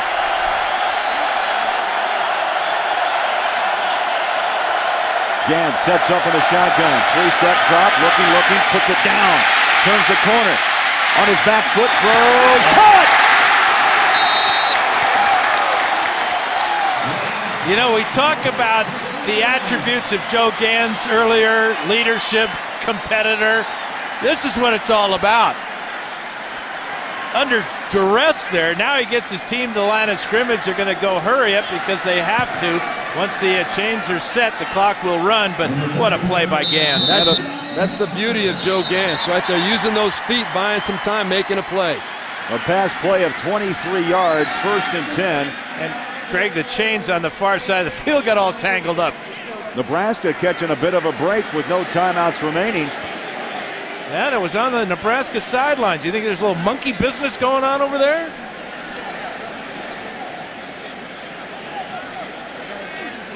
So the chains tangled up. You know, for years people have talked about how we got to get rid of those chains and join the 21st century.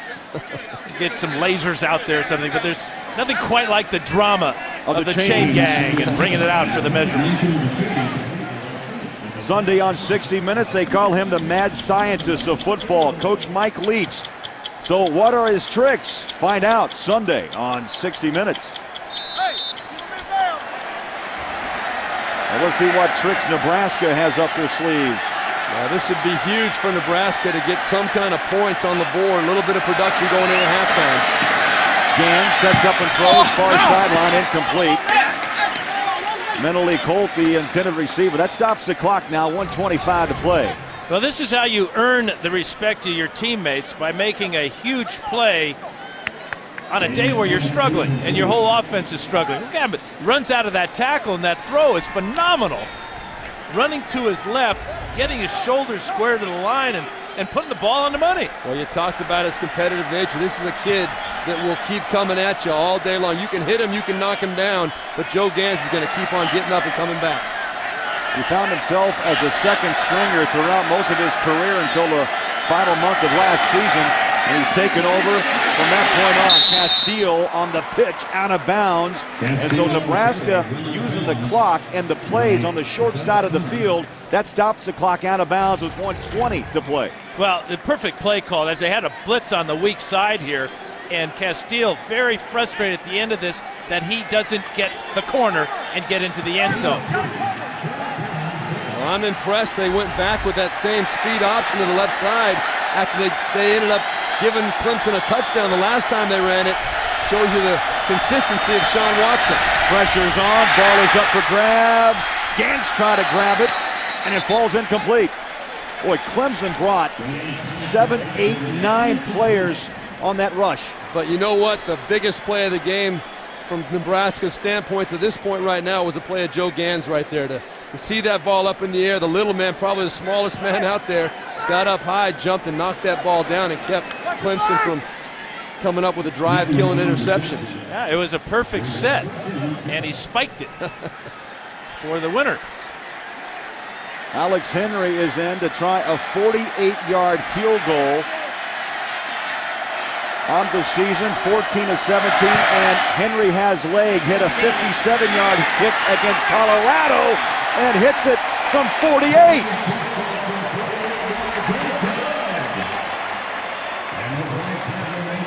Henry this season now 14 of 15 inside of 50. And that one went 48. And a huge one last game out against Colorado when he hit 4 field goals that day. Got a little bit of a breeze behind him, and he just squeezes it in the right side.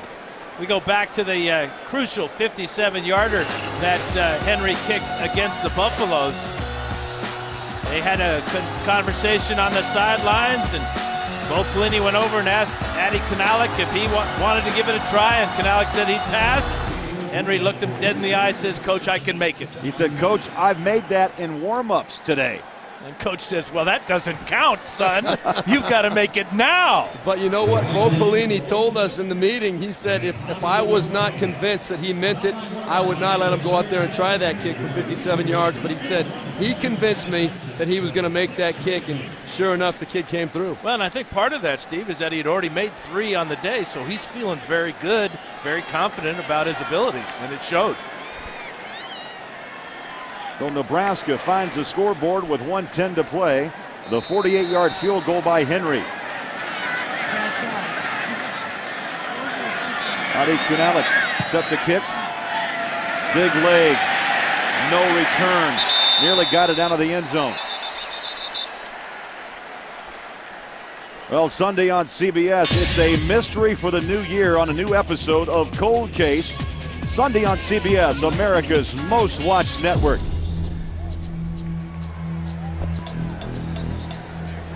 Boy, how big was that field goal? Just to give Nebraska a better feeling about themselves. Their defense has got to be happy. They haven't allowed any points today, but offensively they've struggled. That was really a well-designed and engineered drive by the Husker offense. They got the running game going a little bit.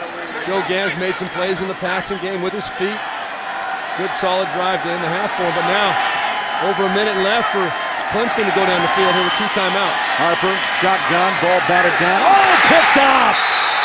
That ball floated. Anthony West gives Nebraska a whole new life here late in the second quarter. I was just going to say before the play, the worst thing that could happen right now would be for a turnover. Clemson's part. This is a tip ball, not necessarily Colin Harper's fault. But Ty boy, Steinkuhler again. Ty Steinkuhler getting that big paw up there in the air. That left hand. Boy, what a game he's having for the Huskers. Has forced a fumble, got the only sack in the game, and now creates a turnover. How huge is that for Nebraska now? Already, they're having a little bit of a mark off a penalty.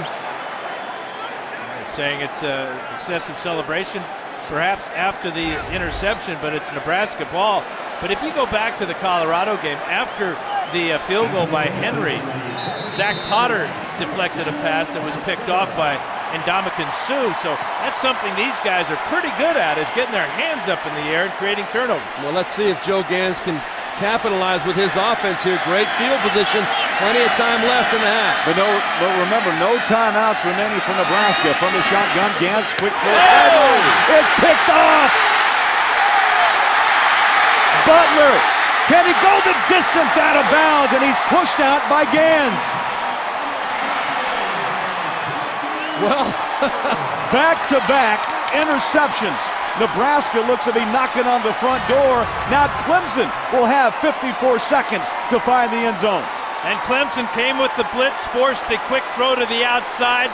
It was thrown late. It was thrown behind Niles Paul, but give Gans credit for making that tackle. Butler thinking touchdown all the way. What a huge turn of events for the Orange. They're going to make Clemson at least earn the touchdown.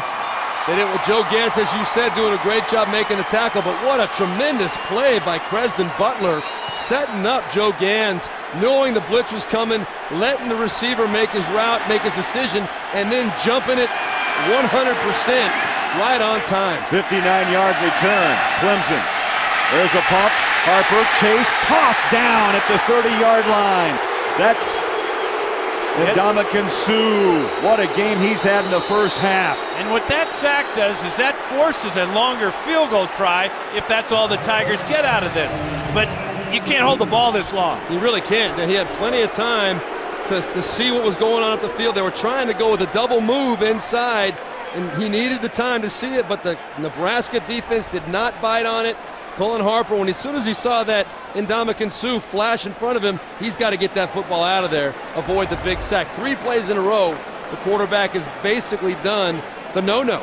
We see an interception, and now taking a sack. All of these done in the last minute of the first half. All of them big-time no-nos. Under pressure today, sacked twice. He's been hurried 5 times. An emotional bench on the Clemson side of the field. Nebraska is huddled up. A 7-3 ball game. Yeah, low scoring, but Dan, Steve, I don't know. We've been involved in a lot of football games. But how about the action we've seen today? Big play after big play, but yet a low scoring first half. And most of the big plays, 90% of them made by defenses.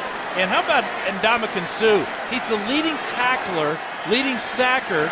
He's scored touchdowns, he's blocked field goals, and he's a defensive tackle. That is so rare to have a defensive tackle lead your defense in tackles. It's just a testament to the kind of athlete this guy is.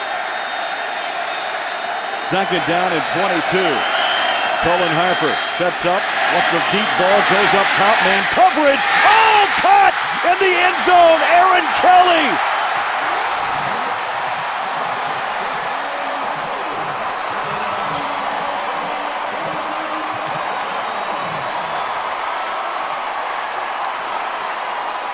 Well, Dan, I don't know about you. When that ball was thrown, I thought it was thrown a little bit late to get it in the end zone. But for Cullen Harper and Aaron Kelly, they know each other so well. Aaron Kelly coming back and making the adjustment. I thought it was going to be too late to make the play. The key word, adjustment. He had to turn a 360 behind Anthony West to make that grab. Super job by Aaron Kelly. Buck Holtz keeps the streak alive.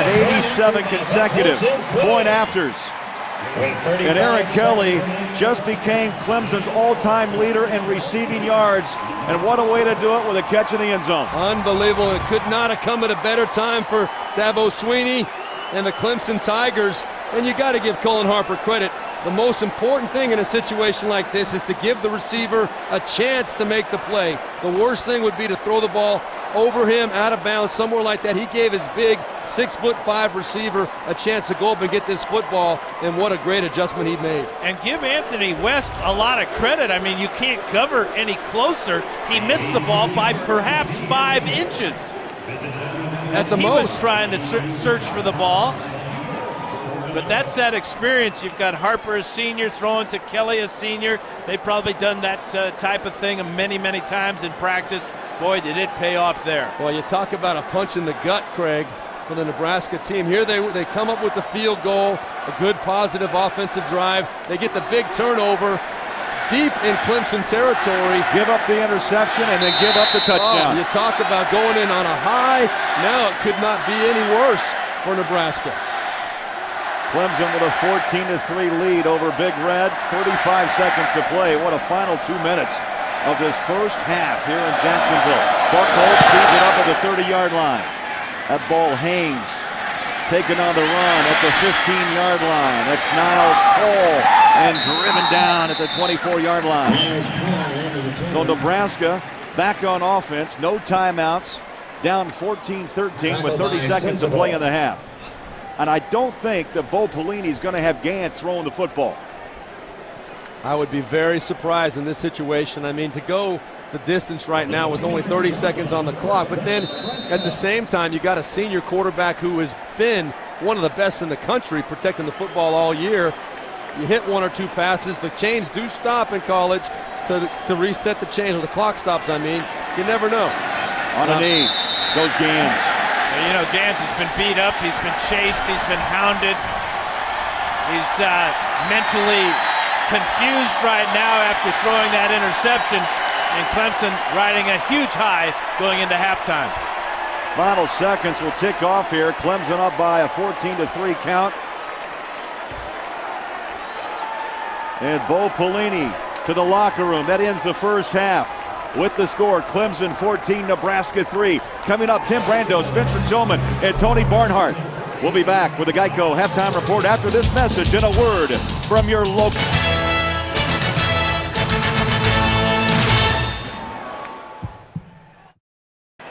So Mark Buchholz will kick away from the 30-yard line, third quarter, 64th annual Gator Bowl. And Clemson with the lead of 14-3.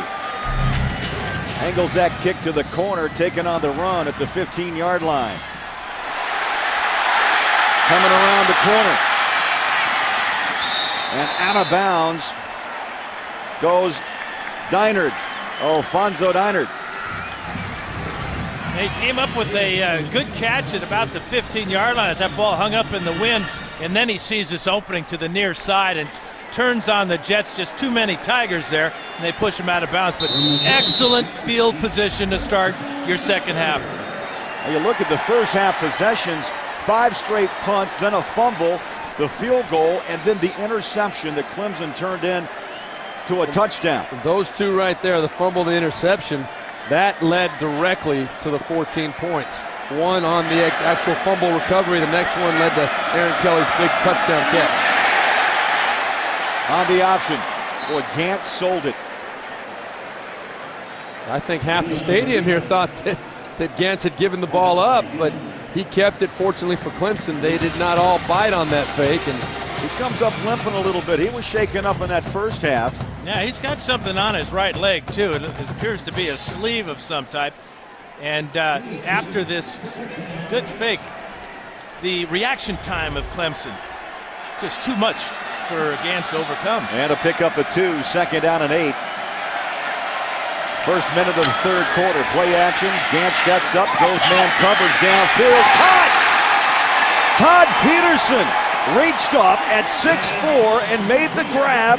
First and 10 Huskers at the 16-yard line. Well, the best thing that Joe Gantz can do right now, you got to understand this Clemson defense, they know how to cover people, but you got to give your guys a chance to make a play. He put that ball up, and Dan, as you know, it was great coverage, but the ball was put in the right spot. Joe Gantz realized that a back shoulder throw would give the big Todd Peterson a chance to make the play. Yeah, neither Peterson or Swift are going to run by anybody. Smart throw by Gantz. 10 of 22 now for Joe Gantz. Shotgun, first down, Nebraska. Quick flip far side, Niles Paul. And boy, the Tigers and Huskers are popping pads here in Jacksonville. Boy, Butler with great reaction there, playing the far side, the boundary side. Saw him with his reaction on the interception at the end of the first half. He came up very quickly to keep Paul from a big gain. Well, you know what continues to impress me about this Clemson defense is the solid open field tackling. I mean, they're not tripping people up and dragging them down by shoestrings. They're coming up and hitting people solidly. There's a red zone. Here comes a blitz. 57 possessions, 40 touchdowns for the Huskers on the season, and nothing doing. That was just slow motion. That was slow motion. DeAndre McDaniel, one of the big heroes in the first half, slid right in, made the tackle. Amazing. You're going to see right here, McDaniel's going to come right through the gap. No one even attempts to pick him up, and he hits Quentin Castile in the backfield for about a 3 or 4 yard loss. When there's a man threatening the gap, you've got to figure that it's either the quarterback's responsibility to get out of that play, or one of the offensive linemen has to make the adjustment to make sure that guy does not get in the backfield untouched. And Nebraska 4 of 10 on third down conversions. This will be 3rd and 11. Clemson showing the blitz. Gantz goes up top, man coverage, end zone. Touchdown, Swift.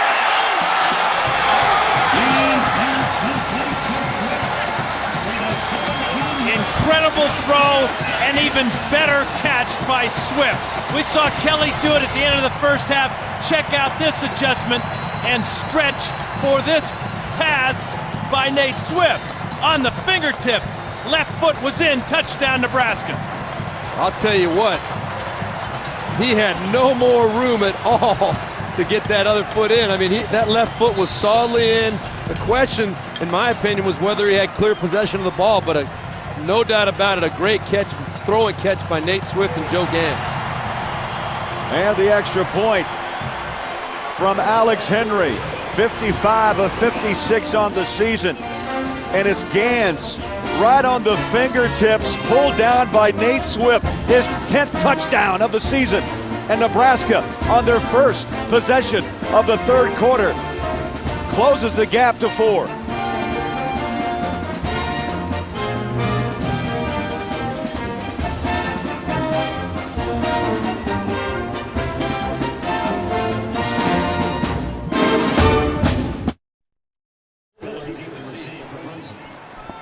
Five plays, 54 yards, and 2:36 off the clock. And Swift with the touchdown grab of 17 yards. And for the season, Swift now with 10 touchdown catches, and it's a 14-10 Clemson lead. Yeah, you look at Nate Swift, and you see the type of receiver you might want to forecast his future. He's got the ability to make catches like that we just saw, but also work over the middle, a lot like a Wes Welker or Brandon Stokely. I had a guy by the name of Charlie Joyner who worked his magic over the middle all the way to Canton, Ohio. But that's the type of receiver I think that Swift can become. He's just got all the tools, and what an effort to make that catch. There's always room for a guy that can make the big play, find the soft spot in the defense, have speed to hurt you when he gets the opportunity. Swift is one of those guys. Spiller takes a knee 5 yards deep. And time for the Aflac trivia question. And Dabo Swinney is an Alabama grad. What other Alabama graduates have been head coaches at Clemson? We'll give you a few plays to chew on that. There's a few of them. I know Clemson fans know all of them. And Nebraska fans could care less. How about that quick strike by Nebraska? 18th touchdown drive of the season of 5 or fewer plays. Just what the doctor ordered. Coming out to start the third quarter. We'll see what Clemson has up their sleeve. Up by 4. And keep it on the ground to Spiller, driven back. And now you see that emotion carrying over to Nebraska's front line. First half for the Clemson Tigers, punt, gave it up on downs, the blocked field goal, and then back-to-back punts. And then Dan and Steve, things happen. The 2 turnovers by Nebraska, and the Tigers went in for touchdowns. And getting back to Nebraska's drive, you know, Gans threw the interception to Butler at the end of the first half. Who did he attack on the 2 big plays to Peterson and Swift? He went right back to Butler. That's confidence. And right there you can see what a quick score by the offense can do for a team. It can energize a team. This defense is coming hard right now. Harper able to unload under pressure. Stop and go is Spiller. And Nebraska, the Cornhuskers, all dressed in white. Drop down, Spiller led by Eric Haig. You know, Steve, you talked about maybe Bo Pelini was a little excited in the locker room. I think we're seeing how excited he was and how he got his message across, perhaps. It's very obvious that he got the message across somehow. Ndamukong Suh obviously played very, very well in the first half. But Bo Pelini, his Chargers are out there playing very hard right now, off the emotion generated by him in the locker room and the offense on that first drive. Huskers jump.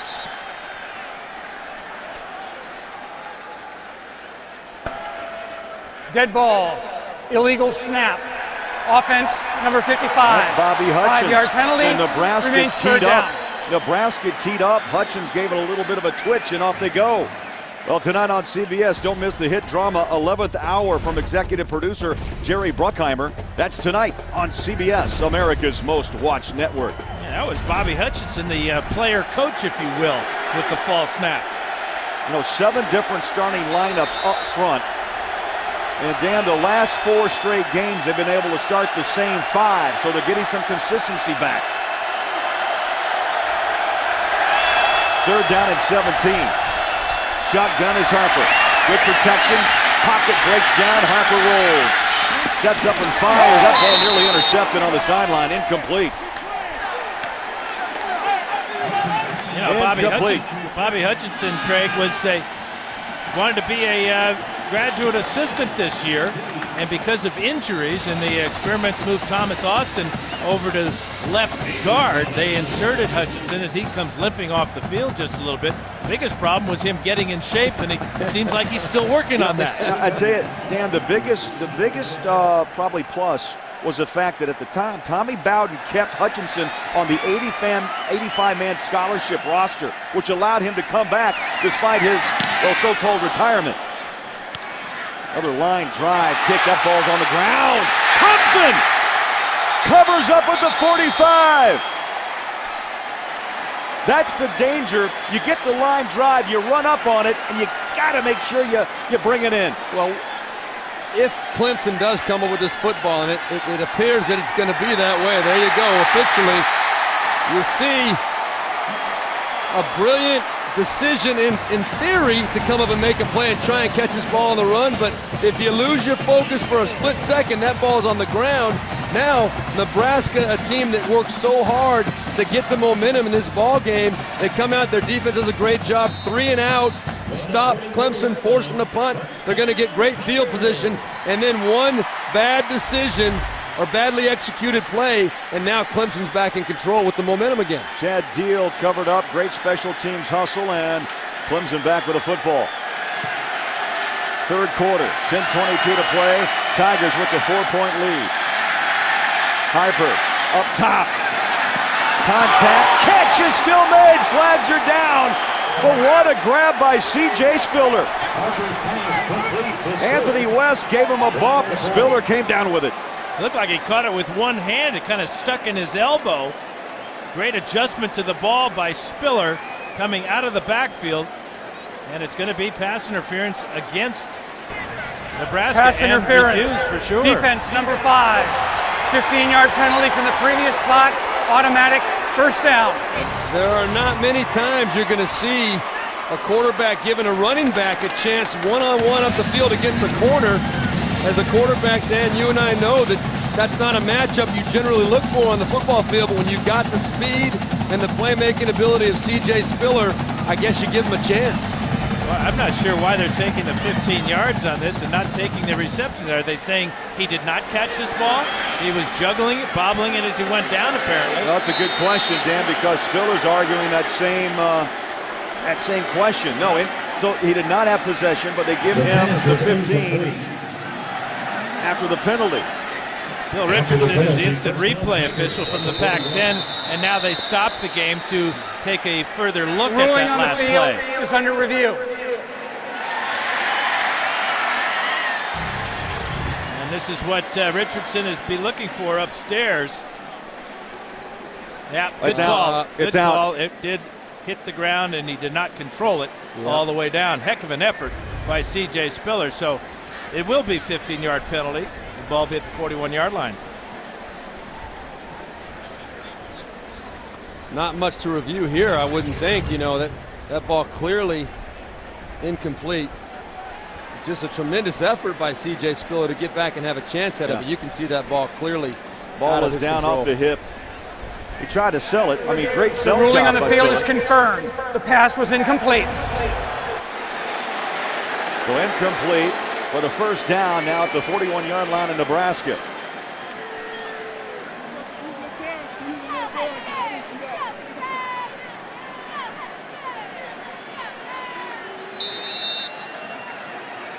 Spiller takes a knee. He'll get a rest, but not for long. 1st and 10, Tigers at the Husker 41. Deal, the fullback, goes in motion. And now Harper's going to change it up. And now calls time. Did not like the Nebraska defense and the play they had called, so Harper will walk to the sideline. She'll be immediate timeout. So the first time out here in the third quarter. Taken by Clemson. 10-14 to play in the third at the Gator Bowl in Jacksonville.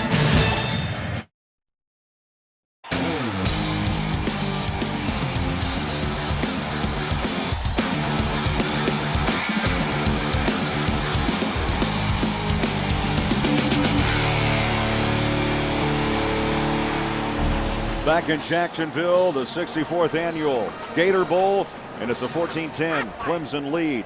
Time for the Aflac trivia question and answer. And guys, Dabo Swinney is an Alabama grad. What other Alabama graduates have been head coaches at Clemson? Well, I've got the answer. Frank Howard, Hootie Ingram, Charlie Pell, and Danny Ford.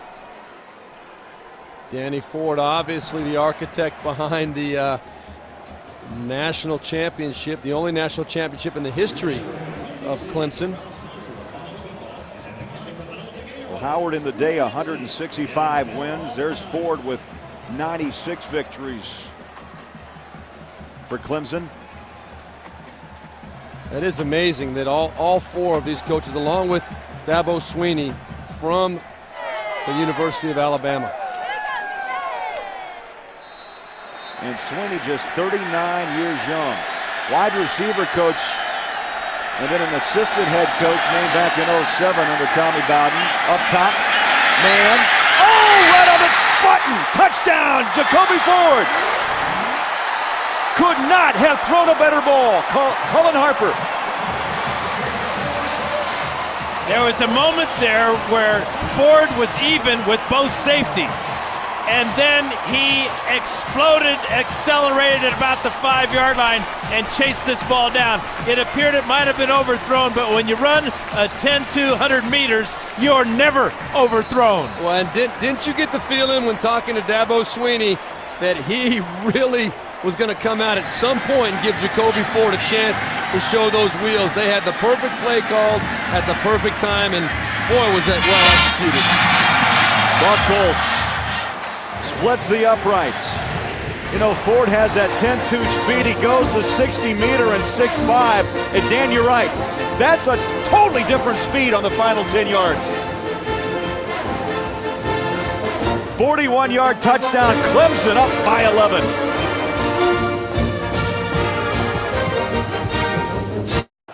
In Jacksonville, it's Clemson 21, Nebraska 10. And time now for the playbook presented by the Hartford. Well, Craig, we talked about how they had the perfect play called, Clemson did against Nebraska. You're going to see Larry Asante right here and Armando Murillo right here. They're playing quarters defense, and what's going to happen is you're going to get a vertical press by the tight end and a play-action fake. That holds Larry Asante, and then Armando Murillo believes he has help inside from his safety, but the play fake and the vertical release by the tight end allowed our good buddy Jacoby Ford to get behind the safety, and once he got even with him, Dan, as you said, it's all over. That kid, once he's even with you, he's going to run away and separate, and that ball was thrown perfectly by Cullen Harper. Now, points off turnovers. 3 giveaways by Nebraska, and Clemson has scored all 21 off the 3 turnovers by the Cornhuskers. And it appeared that Nebraska was going to get the momentum after a 3-and-out defensive stop, the muff punt by Niles Paul, and Clemson going for the jugular with that bomb to Ford. Turned this thing into a near rout. Over 10 minutes to play in the third quarter. Buckholz, strong leg, back at the goal line. Niles Paul picks it up, 15. Finds a seam at the 20. Still on his feet and pushes the pile up to the 25-yard line. So Joe Gantz buckles up and is ready to return for Nebraska. And Dan, you have to think in a game like this that you have to make the quick hit again, or at least position yourself for that long drive and answer Clemson.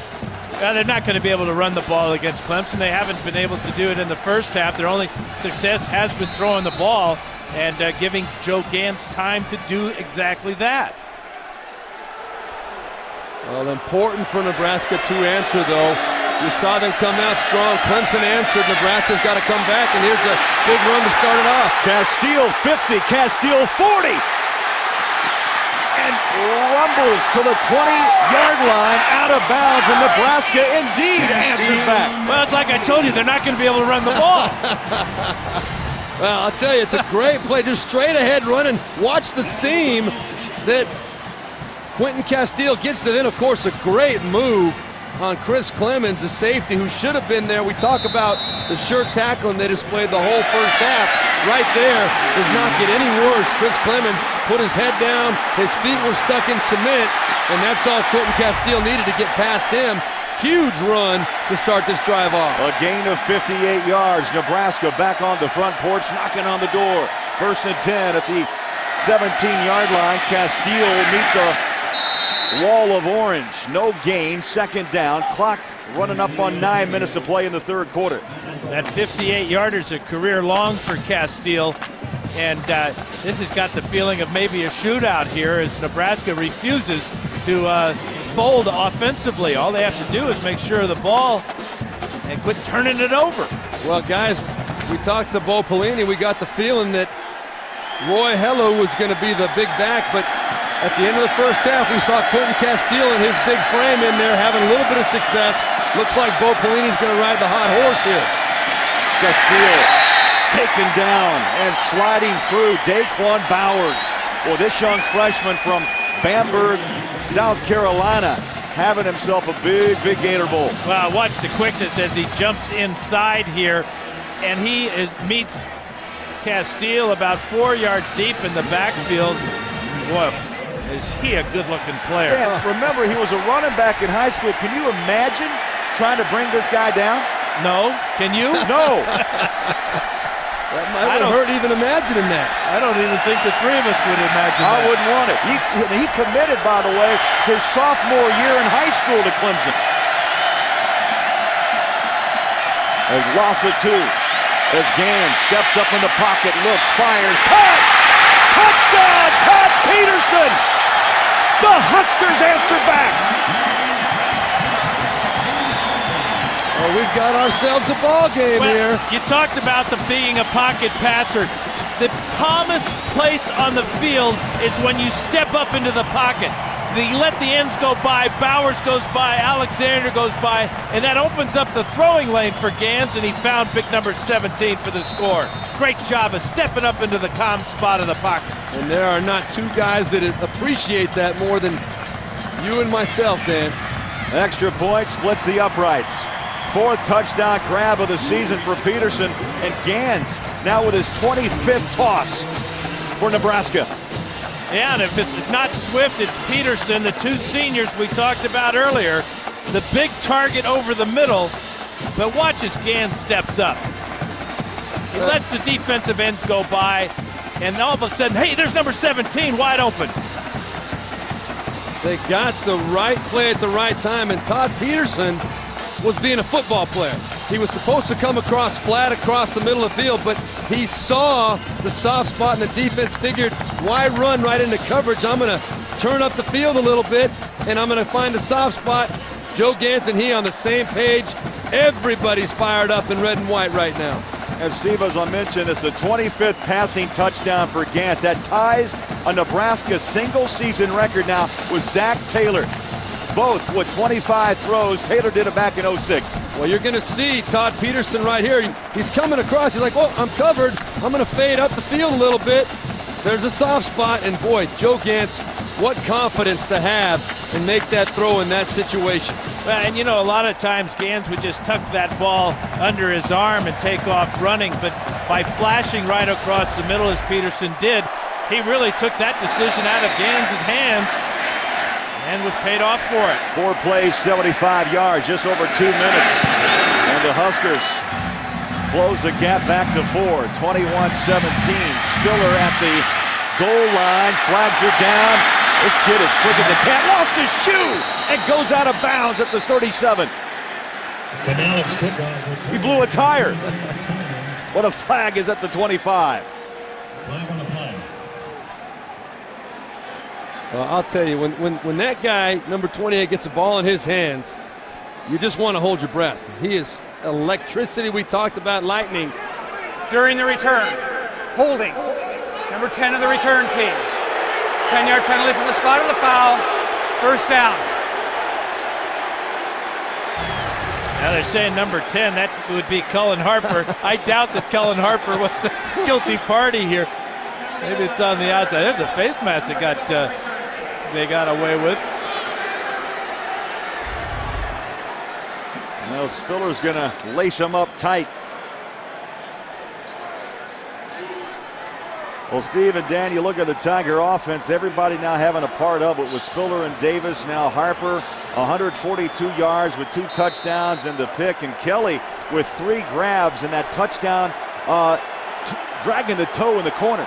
Well, it appears that Nebraska's going to make Clemson play a little bit of offense this second half. They're trying to get it rolling on both sides of the ball here. Davis stacked up and dropped for a loss of 2 back inside the 15-yard line. Well, what a game. Zach Potter teams up with Kohler, the middle inside linebacker. And Davis has been unable to really unleash any of that thunder. Yeah, the other amazing stat I've found about this Nebraska defense is they only have 10 interceptions on the year. 4 of them have been from Potter and Sue, defensive linemen. A loss of 3, second down and 13.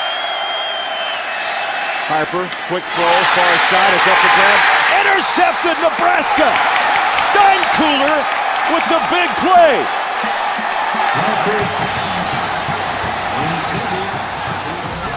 Oh, this guy is just everywhere on the field. You see, he's right on the right side of your screen. That ball's kicked up in the air, and it was not Steinkühler. It was Blake Lawrence, number 40, that comes across the linebacker, and very well-read play by the Nebraska defense. Cullen Harper, boy, look at Carl Pelini, he's fired up. But Cullen Harper, that's a bad feeling when that ball is bounced up in the air. Play was made by Prince Amukamara. The defensive back came up and caused that ball to be bounced in the air. Nebraska back at it as Castile squares the pads, and boy, he took a hit by Chris Clemons, the free safety, number 22. Yeah, I bet Clemons heard about the last time that Castile got loose on that 58-yarder. He missed the tackle. He wasn't going to miss that one. We heard that one very clearly. Yeah, he wanted to make a statement there. You know, a defense, when they're put in a position like this, they can go 2 ways. A good veteran defense relishes this kind of challenge. This is a veteran defense across the board, tremendous athletes. They're going to challenge themselves to keep Nebraska out of the end zone. Castile, the lone black. In motion is Niles Cole. Oh, that ball's down. And Gans is able to cover up at the 11-yard line. Just a bad exchange from Hickman to Joe Gans. You know, that's one of those things that a lot of times is overlooked. Nebraska works so often out of the shotgun. It's a huge issue when all of a sudden now the juices are flowing, the energy's high, you get up under center for a change. That center's not used to having you under there. The quarterback, maybe his hands aren't in the right position. Ball's on the ground. That could have been disastrous for Nebraska. And that ball comes out quick. May break a finger. Under 6 minutes to play in the third. Third down and goal. Right back to the gun, you see. Oh, here he goes stepping under center. Play clock down to 2. Just got it off with 1 to spare. Gans pumps, fires, up top, and over the outstretched hand of Todd Peterson. This play didn't look good from the get-go, did it? I mean, they were late getting the ball snapped. He went back up under center and just lets this one go too far for the 6'4" Todd Peterson. Well, that's another one of those throws, Dan. You see Bo Pelini's reaction. Upset out of the end zone. I don't know what he's asking for. Maybe he thought a little bit of face guarding. But I don't know if I agree with that. But the bottom line is when you got a 6'4" receiver, you want to give him a chance to go up for that football, especially when the defensive back is not even looking for the ball. Alex Henry from 28 yards, and it's up and good. Henry hit from 48 in the second quarter and connects from 28. Clemson 21, Nebraska 20 at the Gator Bowl in Jacksonville. My name's Nate Swift. I play wide receiver for the Nebraska Cornhuskers. My New Year's resolution is to stop eating fast food after I'm done with football here. And I just want to wish the Husker Nation a Happy New Year. MetLife is providing today's aerial coverage. Look for more aerials as MetLife teams up with CBS throughout the new year. And a happy new year from Jacksonville. Third quarter, Gator Bowl, Clemson 21 and Nebraska 20. And the last scoring drive, 4 plays, negative yards, and Henry hits from 28 yards to close the gap to 1. Tonight on CBS, it's one of the most unforgettable episodes of TV's #1 show. William Peterson stars in CSI. Tonight on CBS, America's most watched network. Dabo Swinney got to be very excited about the fact that his defense was able to rise to the occasion. First down at the 11-yard line and hold them to a field goal is definitely a big accomplishment. You said it, Craig, -1 yard on 3 plays. Well, that fumbled snap didn't help the Husker cause at all. No. Adi Kanalik set to kick from the 30-yard line. Back to receive is C.J. Spiller. Line drive, and Spiller backpedals nearly to the back line of the end zone, takes the knee, and Clemson will take this football at the 20-yard line. Well, that's the perfect weapon for a return game like Clemson has. Adi Kanalik with another touchback, and that one 9 yards deep in the end zone. That is a great weapon. The stats speak for themselves. When an offense has to go more than 75 yards on a drive, the percentages are so far down as opposed to less than that. That weapon where the kicker can put that ball in the end zone and start his defense out at the 20-yard line is significant. Clemson with the football. You see the total yards, Nebraska over 250, while the Tigers 155 yards. 2 of those touchdowns scored off Nebraska miscues. From the shotgun, Harper, handoff up the middle. And 2 yards for Spiller. Spiller came in, guys, averaging over 5.5 yards a carry. The junior out of Lake Butler, Florida. You know, he told us that he knows he's the home run threat, but he would like to prove that he can run between tackles, that he has a power game.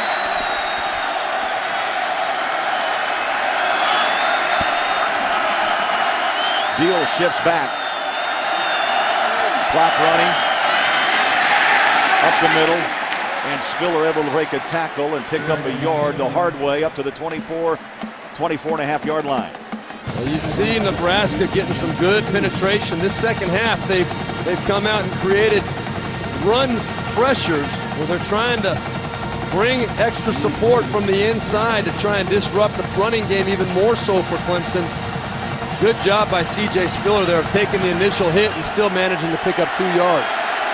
3rd down and 6. At the 24-yard line, Harper, shotgun. In motion is Aaron Kelly. Sets, high snap. Harper takes it down, throws a swing pass outside, and a rare drop.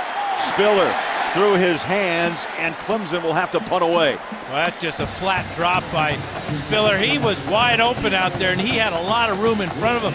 The nearest Husker coming to him to make a tackle was Ndamukong Suh. And he was going to have, I like my odds with C.J. Spiller in the open field. As good as Ndamukong Suh is, I think C.J. Spiller is going to win that battle more times than not. Jimmy Mainers at his own 10-yard line. And that wind continues to blow in his face here in the 3rd quarter. Blocked! It took the Clemson bounce, but not much up to the 31-yard line. Ricky Tenarce came in from the left side and made that block. Took the ball right off the foot of the punter, Jimmy Mainers. Watch from the right side of the screen. Right hand right on the ball. That's the dreaded double thud sound you'll hear.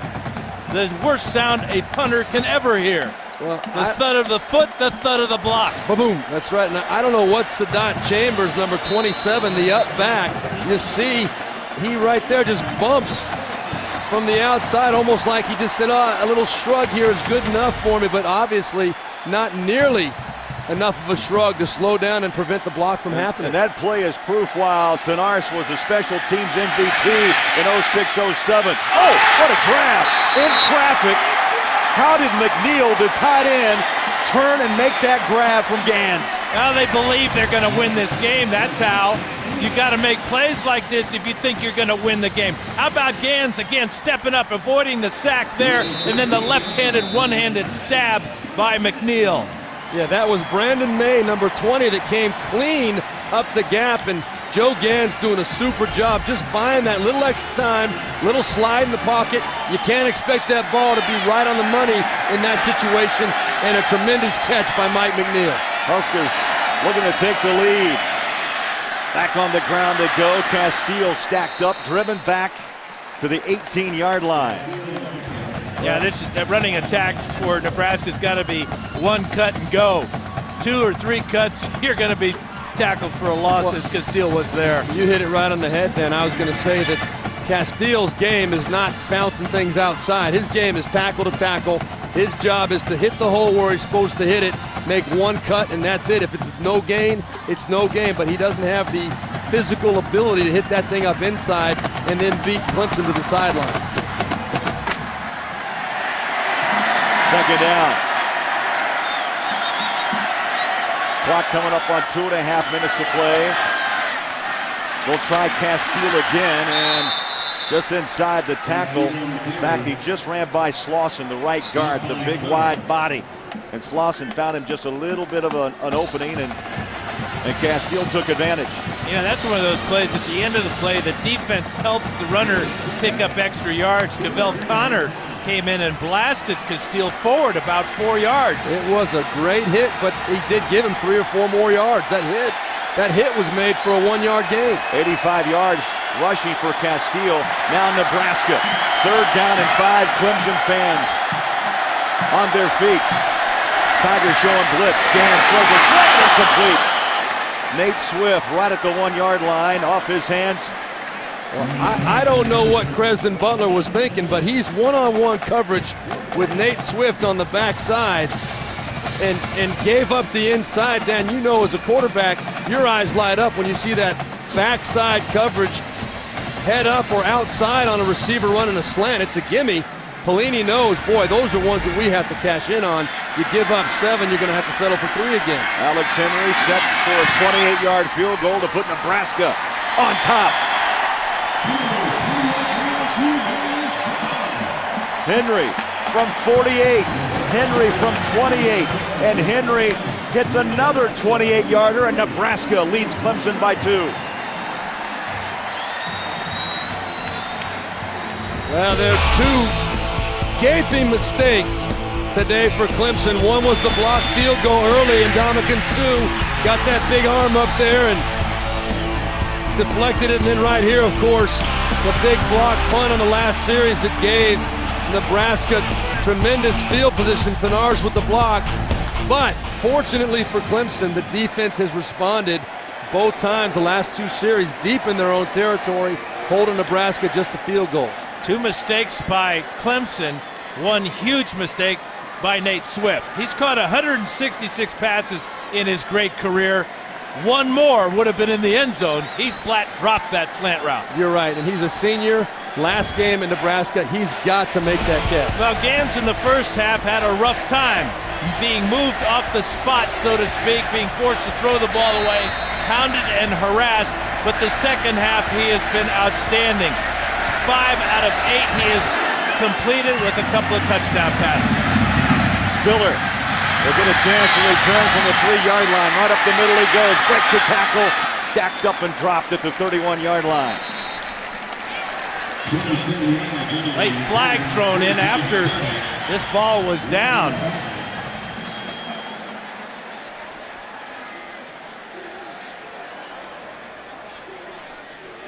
Jack Wood will huddle up with his crew.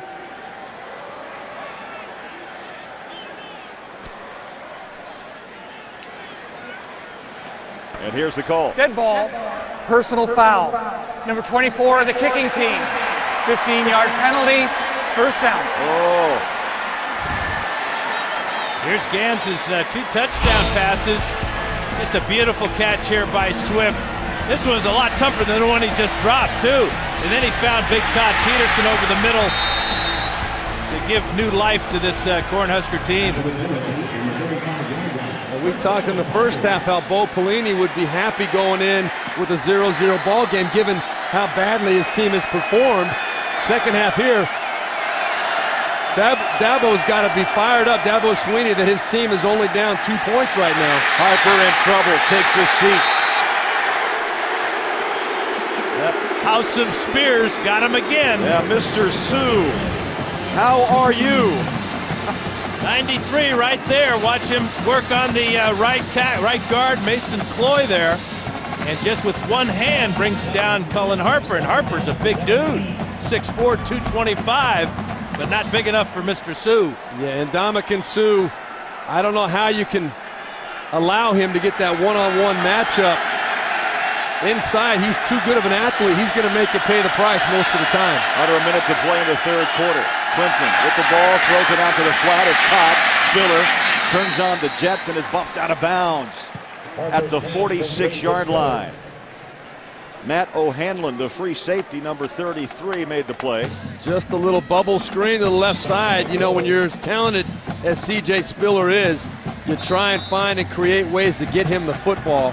Right there, a good example. They picked up about half the yardage that they needed for the first down, made back the yardage that they lost on the previous sack by Sue.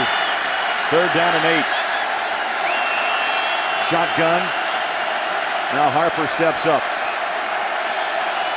Showing blitz, Nebraska.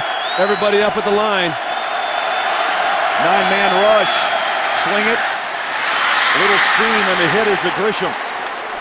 And how about Ndamukong Suh making the tackle?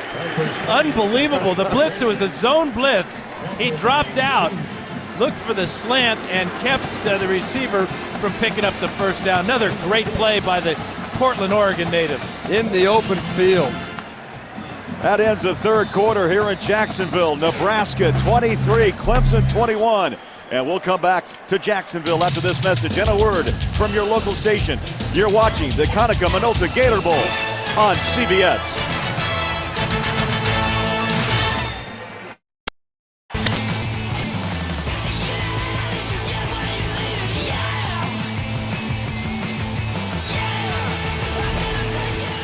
Welcome back to Jacksonville, the Gator Bowl, as we start the fourth quarter. Nebraska 23, Clemson 21. Craig Buller, Jack Steve Berline, Dan Fouts. Glad you're with us. Hope you're enjoying this one, guys. I'll tell you, Bo Pelini, obviously at the half, guys, challenged Nebraska, and they outscored Clemson in that third quarter 20-7. They really did. Now, it's a tale of two halves, really. The first half, we didn't see much in terms of offense at all. Second half, Nebraska came right out and did exactly what Dr. Bo Pelini ordered and said, hey, we're going to take this thing down and score some points. Made a statement right away, Dan. Well, they were aggressive. They threw the ball down the field deep. They got big plays out of both their senior wide receivers, and we've got ourselves a ball game here. Now, we've seen missed opportunities, too. That third quarter full of them. Under center, Harper with a hard count, trying to draw Nebraska off on a 4th and 2. Play clock to 8. He'll go back under center. Great discipline by Nebraska. Dan, you and I were talking at the break. We couldn't believe that Dabo Swinney was actually going to go for it in this situation. Yeah, and how many times have you seen the quarterback be able to draw somebody off sides in that situation? I mean, the defense, that's the first thing they're thinking about. And the luxury the defense has, it was 4th down and 2 yards to go. It wasn't 4th and inches where a quarterback sneak could pick it up easily. And Dan, don't you think during the quarter break that was discussed I think on so. the sideline? Well, that's why coaches get paid the some of them get paid the big bucks and other of them are just assistants. But those assistants worked the sidelines well that time for the Huskers. They sure did. Nobody even flinched. Mainers for Clemson, set to punt at his own 31-yard line. Good high hanger. That ball's taken to the 12-yard line by Swift. Here he comes near side, puts it back up the middle, flags are down, and Swift is driven out of bounds at the 39-yard line. But a flag at the 24. 40-yard kick, a 27-yard return, but a flag is down. Not much mystery as to what this is. An illegal block against Nebraska will back up their offense. During the return, illegal block in the back on the return team. 10-yard penalty from the spot of the foul. first down. Eagle Eye Dan, you're right. And don't forget, later in this game, we'll have the 5-star play of the game presented by Wrangler. And there has been more than one 5-star play in this game. There have been a bunch. I'll tell you, though, a play like that right there, you get the great return by Nate Swift. You get the good field position. One play, and from what we could tell, that block had really nothing to do. It was on the back side of that play. Nate Swift had already gotten to the left edge. Those are the kind of things that'll drive a coach crazy. That's hidden yardage right there. It cost Nebraska 25 yards. Now Marlon Lucky, number 5, has joined Nebraska's backfield. Shotgun is Gans. Little shovel pass. Lucky stops and goes, stacked up. Clemson not fooled. You have to play disciplined football against Nebraska. And Marlon Lucky, the senior from North Hollywood, California. Well, I'll tell you who was not lucky on that play was Joe Gans. He had to take on Daquan Bowers face-to-face. Daquan Bowers basically gave him a big kiss right in the face mask. And if I'm Joe Gans, I'm saying, Coach, let's run that play to the other side. I don't want to run. This guy's a beast.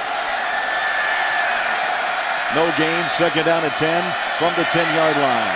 Fourth quarter here in Jacksonville. Nebraska with the ball up by 2. Gans fires a strike. Over the middle. Tough catch. Peterson in traffic.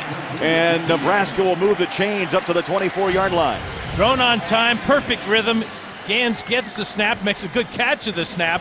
Sets his back foot. And again, it's one of those hook routes. The experience of Peterson on that play, the experience of Swift on other plays, knowing where the holes are in this zone defense, perfect execution. 4 catches, now 96 yards for Todd Peterson. Handoff, Castile. And a 2-yard loss is the Clemson Tigers. Castile on the carry. Shut down that corner, Courtney Brown, number 90. Great job at the point of attack by the front of the Clemson Tigers. No push at all. They beat the Nebraska offensive line to the punch right from the get-go, and then were able to string the play out all the way to the sideline. Courtney Brown being the one to finish it off right there. And Castile limps to the sidelines after that tackle, so that could be a huge factor for the Huskers. But he's been the only running back with any success at all today. Second down, 12, under 13 to play, fourth quarter. Play clock to 1, just got the snap away as Gans sets up all day to throw. Now pushed down in the pocket. Gans dumps it off on the run, and he finds Lucky. And Lucky paid for that catch, maybe a yard the hard way to the 26, and Gans is slow to get up. Yeah, Gans paid for the reception as he was just flattened. I think it was Bowers again. Gans being moved off the spot. Does a good job of finally finding a receiver, but here comes trouble. Number 93, and now it is number 90, Courtney Brown, who flattens Joe Gans. Looks and like Gans maybe still down. Landed on his right shoulder. It was either his right shoulder or look at his feet getting caught up underneath his head. It's his right shoulder. Pulled his arm back. Brown pinned his arm to the side, and the shoulder took the entire force of that tackle by Brown. Yeah, and his head smacked into that turf pretty hard, too, after the shoulder. Gans being looked at. We'll step aside here in Jacksonville. And now it's time for our Geico scoring recap. After a scoreless first quarter, things picked up with the second. Nebraska fumbles. DeAndre McDaniel picks it up, races 28 yards to put Clemson on top by 7. Then Alex Henry answers back from 48 yards, 7-3 Clemson. Then after an interception, Cullen Harper goes to Aaron Kelly in the corner. Great catch. 25 yards, 14-3 at the half. Third quarter, first possession, Nate Swift, 17 yards, touchdown. Then Jacoby Ford, 41 yards. Over the top, right on the button, 21-10. Back comes Nebraska. Gans to Peterson. All day to throw, right on the slant, over the middle, 21-17. And then Henry hits again, a field goal of 28 yards. And this thing is tightened up, 21-20. Henry comes back again from 28 yards. And Nebraska owns the lead of 23-21. Gans did make his way off the field and will be replaced by the redshirt freshman Patrick Witt, who's attempted only 8 passes on the season, and they are looking into the eyes of Joe Gans. He got pulled down, landed on that shoulder, Dan, but that head did look like it bounced off the turf pretty hard. We get a chance to see for the first time today Patrick Witt. He's only thrown 8 passes this year, but he's completed 6 of them. Also carried the ball 3 times for 16 yards and a touchdown.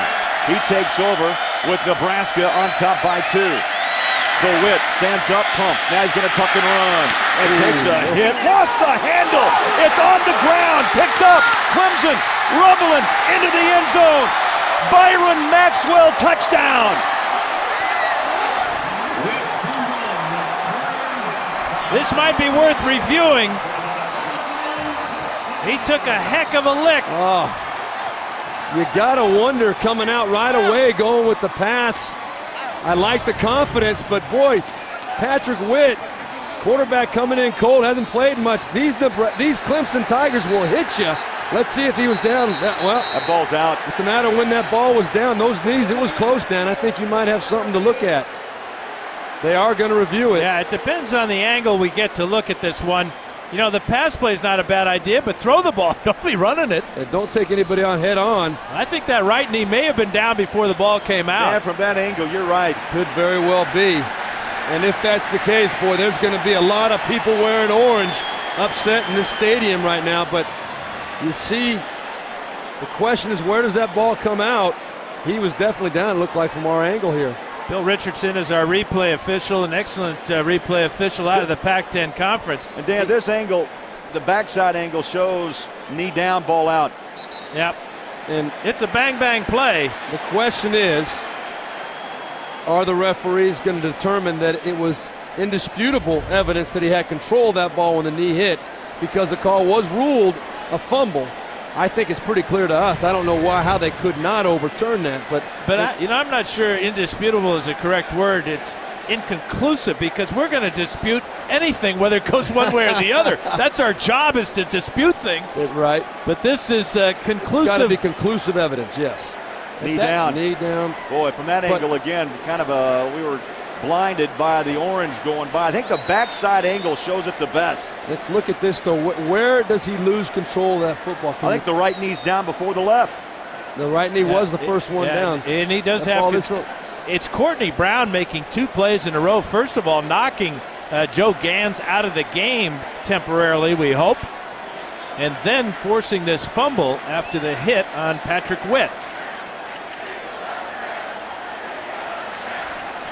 It looks pretty clear that that right knee was down beforehand. That Patrick Witt probably will get a little right knee down here. Right there. You know, and the officials are going to let the play run, because they know they have a replay to back them up or to correct the play. But normally on a fumble, they will be a little bit slower blowing the whistle than they used to be in the old days when you played, Steve.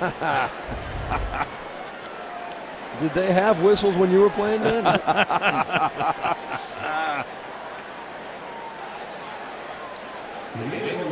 A long review taken by Jack Wood, the referee, and this is from our cart up along the sideline. And I think, you know, if you can spot the right knee down first, left knee follows, and the ball is punched out by Courtney Brown, number 90. And I've got no problem with them taking a little extra time. This is such a huge play in the course of this game.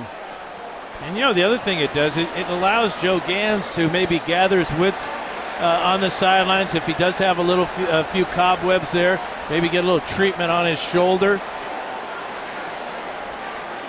Well, Patrick Witt right there, no one feels worse than he does.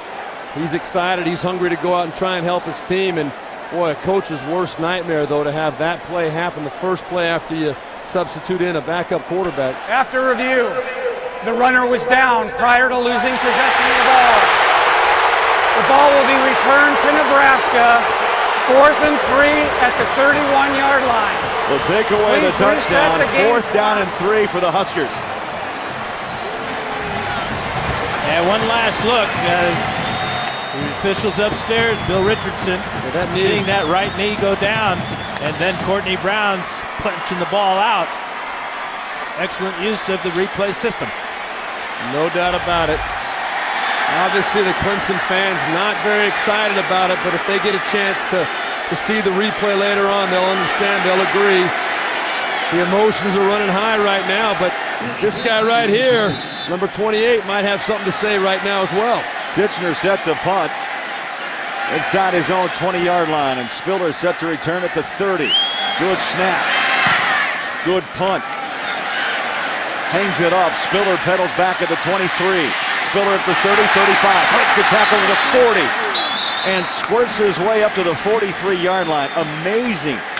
The escapability of Spiller. Timeout, 11:50 to play here in Jacksonville.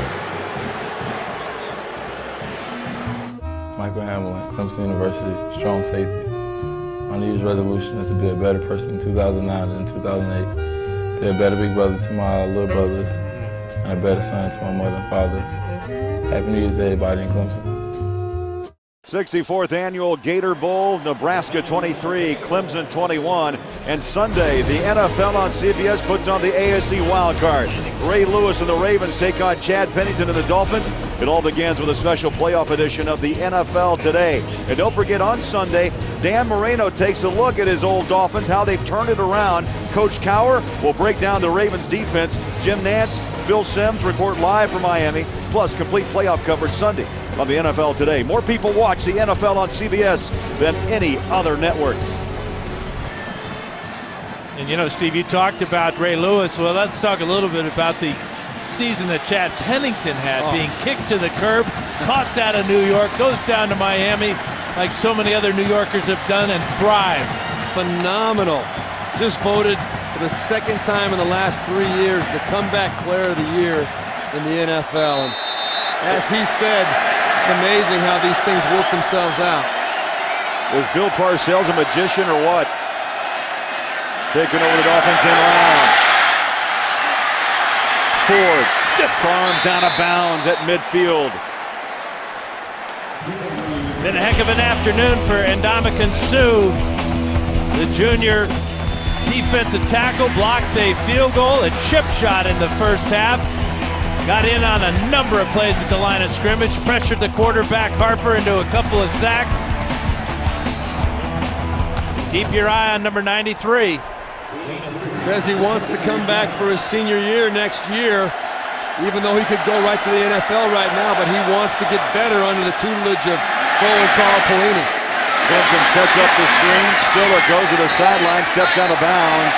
A late push, and now a flag comes out late. Yeah, they're going to get Spiller for throwing the ball at the Nebraska tackler. Lost his poise on the Nebraska sideline, frustrated that that screen pass didn't develop better, and he's going to cost his team 15 big ones. That is a huge play, Dan. You nailed it right on the head. He frustrated that play did not work. Getting hit is part of the game if you're a running back, isn't it? Yeah, it should be. And Blake Lawrence, number 40, took his wrath, and he gave him a push back, but After the play, unsportsmanlike conduct. Offense number 23. 15-yard penalty. It'll be third down. That 8 looks like a 3, but it's 28. And you can see there's Number nothing. 23 threw the ball at the guy that pushed him out of bounds.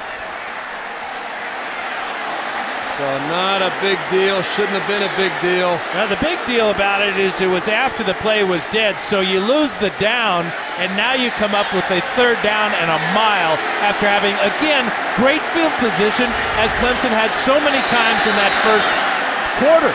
Exactly right. third down 24 for the Tigers. Pedaling back, Colin Harper goes deep, up top, near side. Incomplete. And he wanted Jacoby Ford, the sprinter. And now 4th and 24, so the Tigers will have to punt away, down by 2 with over 11 minutes to play. That was a curious play selection on 3rd and a mile. Just, I guess, go back and throw it a mile. Huh? You know, you got a guy with the wheels Jacoby Ford has. I don't I don't disagree with the decision to try and put one up. He had one-on-one coverage. And Steve, plus you got wind behind your back. You can put that ball up 60 yards. Sure. And they're punting to a Nebraska team, though, now that has outscored their opponents this year 152-52. They have control of this game right now, too. Line drive, Nate Swift breaks the tackle, stumbles up past the 35-yard line. Well, flying high above, MetLife is providing today's aerial coverage of the game down below. Celebrating 140 years of MetLife. Sellout crowd. You just see a sea of orange and red all mixed together here at the Gator Bowl in Jacksonville. And what a great sign that is, and sight for Husker fans to see their senior quarterback shaking off that big hit from Courtney Brown.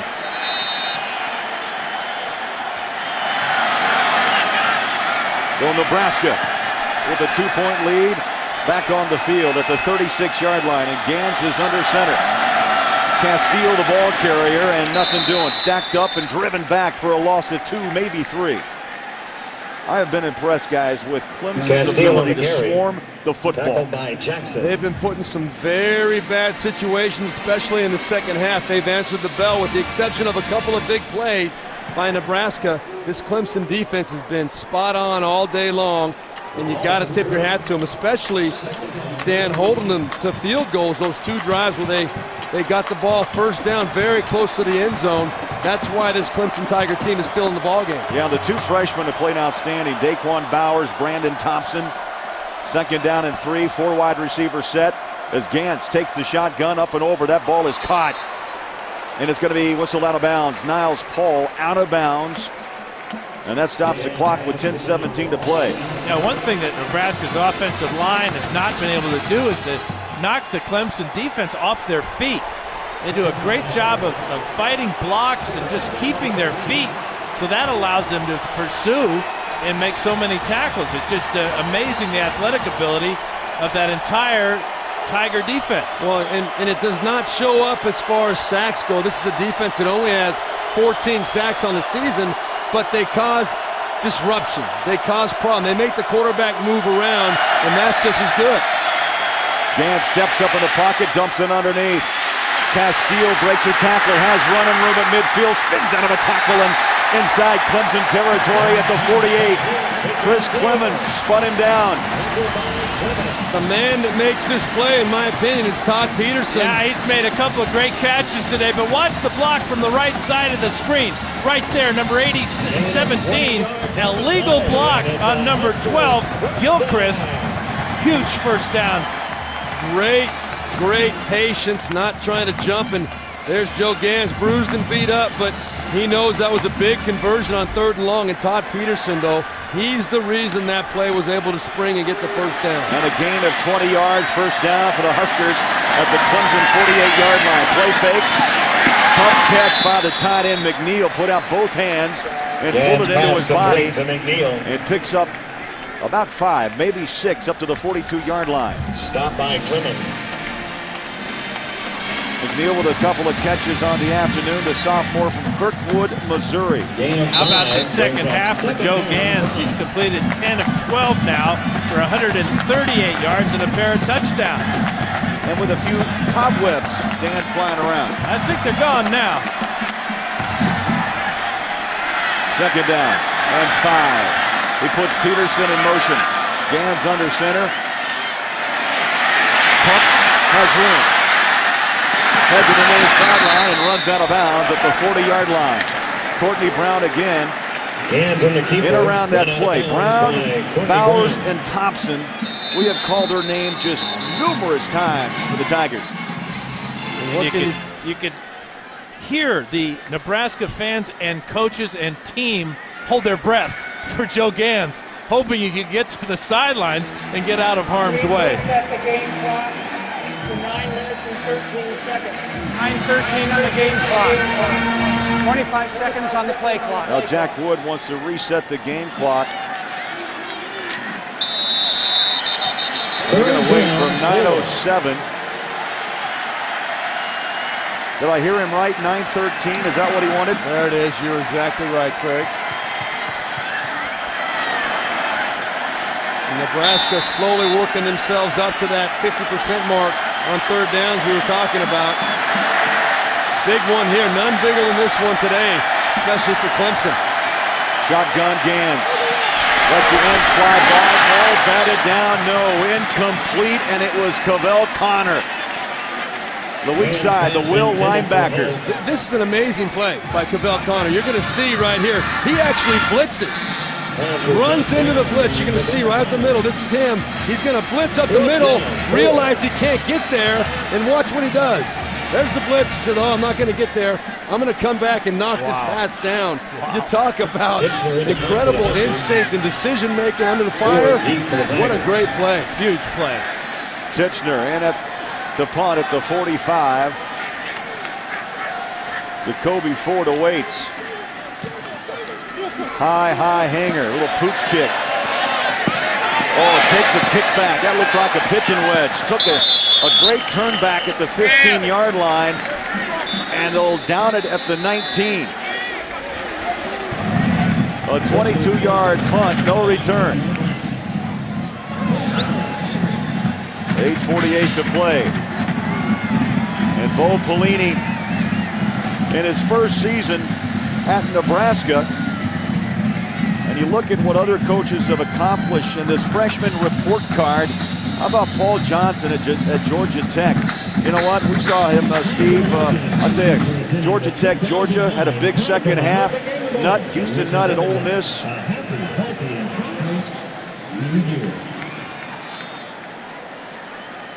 New coaches this season. Well, Paul Johnson got a little dose of reality yesterday from LSU team, but talk about Dabo Swinney, how fired up he is about being the head coach of this program. He told us a story the other day about how it really hit him when he pulled in to the facility into his head coaching parking spot, and the big number 88 was sitting there. That was space number 88, which was a significant number to him. It was his high school football number. It was all meant to be. It was all meant to be. It was like all these pieces that have led him along this path, it all hit him at that point like, I really am the head coach of Clemson. Well, he took over October 13th after Bowden stepped down. Then they removed the interim label off of the head coach and gave him control on December 1st. And he asked his players, who wants it? Who wants to be all in? Dan, you talked about it earlier, but he gave the seniors a chance. If you don't want to be a part of this program, we're in the parking lot tonight. Go ahead, go to your cars, no questions asked, and everyone stayed. A great scene right there as he reaches out and shakes the hand of his quarterback, Cullen Harper, before this critical series of plays. 8:48 to play. In the 64th Gator Bowl, Clemson down by 2 with the football. Harper on the rollout, chasing, and pushed out of bounds at the 15. Pierre Allen, the right end, number 95.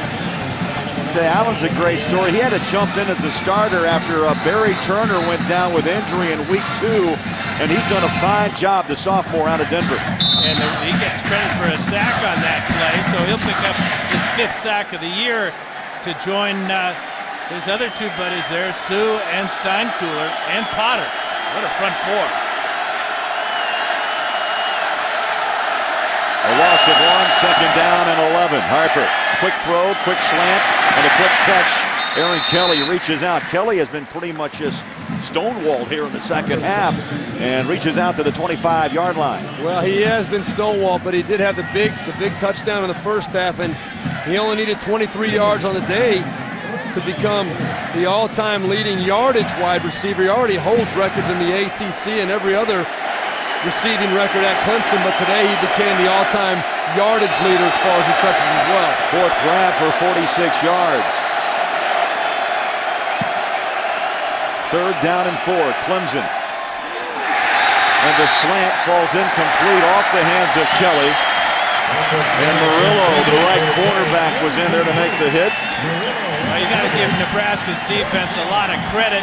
That's just, that was the 13th third down they faced, and they have kept Clemson from converting 11 times. Well, that's one right there, though, Dan. You talked about the touchdown that Nebraska gave up earlier on the slant to Nate Swift. Right there, Cohen Harper did the right thing going to Aaron Kelly. He was open, just did not make a good throw. Mainers. Big kick at the 35-yard line is Swift. Stop and goes. Slides at the 40, still on his feet, and tackled down at the 46-yard line. Swift just has the ability to make something out of nothing. A 40-yard boot and a 10-yard return. 7:30 to play here in Jacksonville. Nebraska leads Clemson by 2.